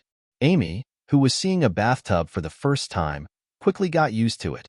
She sat in the bathtub and flopped her feet, holding the white foam in her hands and giggling. She looked at Meg and said happily, "Father, this bathtub is so fun, and these bubbles smell so good. It smells so good." "Well, this is shower gel for bathing. Now I have shampoo in my hands. It's used to wash your hair. After washing it, your hair will be very clean and fragrant," Meg said with a smile. He clumsily rubbed the shampoo on Amy's hair with his hands and said softly, "Be good and close your eyes. It'll be very uncomfortable if the shampoo gets into your eyes." Okay, Amy wants to become as fragrant as Father. Amy obediently closed her eyes. Meg gently rubbed Amy's hair. Although his movements were a little clumsy, he was very meticulous. He carefully separated the clumps of hair that were stuck together. In fact, Amy's hair was very smooth. You're tuning in to the Romance Rendezvous YouTube channel. We're so grateful for your support, and don't forget to subscribe to join us on this incredible journey through captivating stories. Your generosity through donations truly makes a world of difference, as it's the primary source of revenue that allows me to expand and enhance this channel for you. Thank you from the bottom of my heart for being a part of this adventure.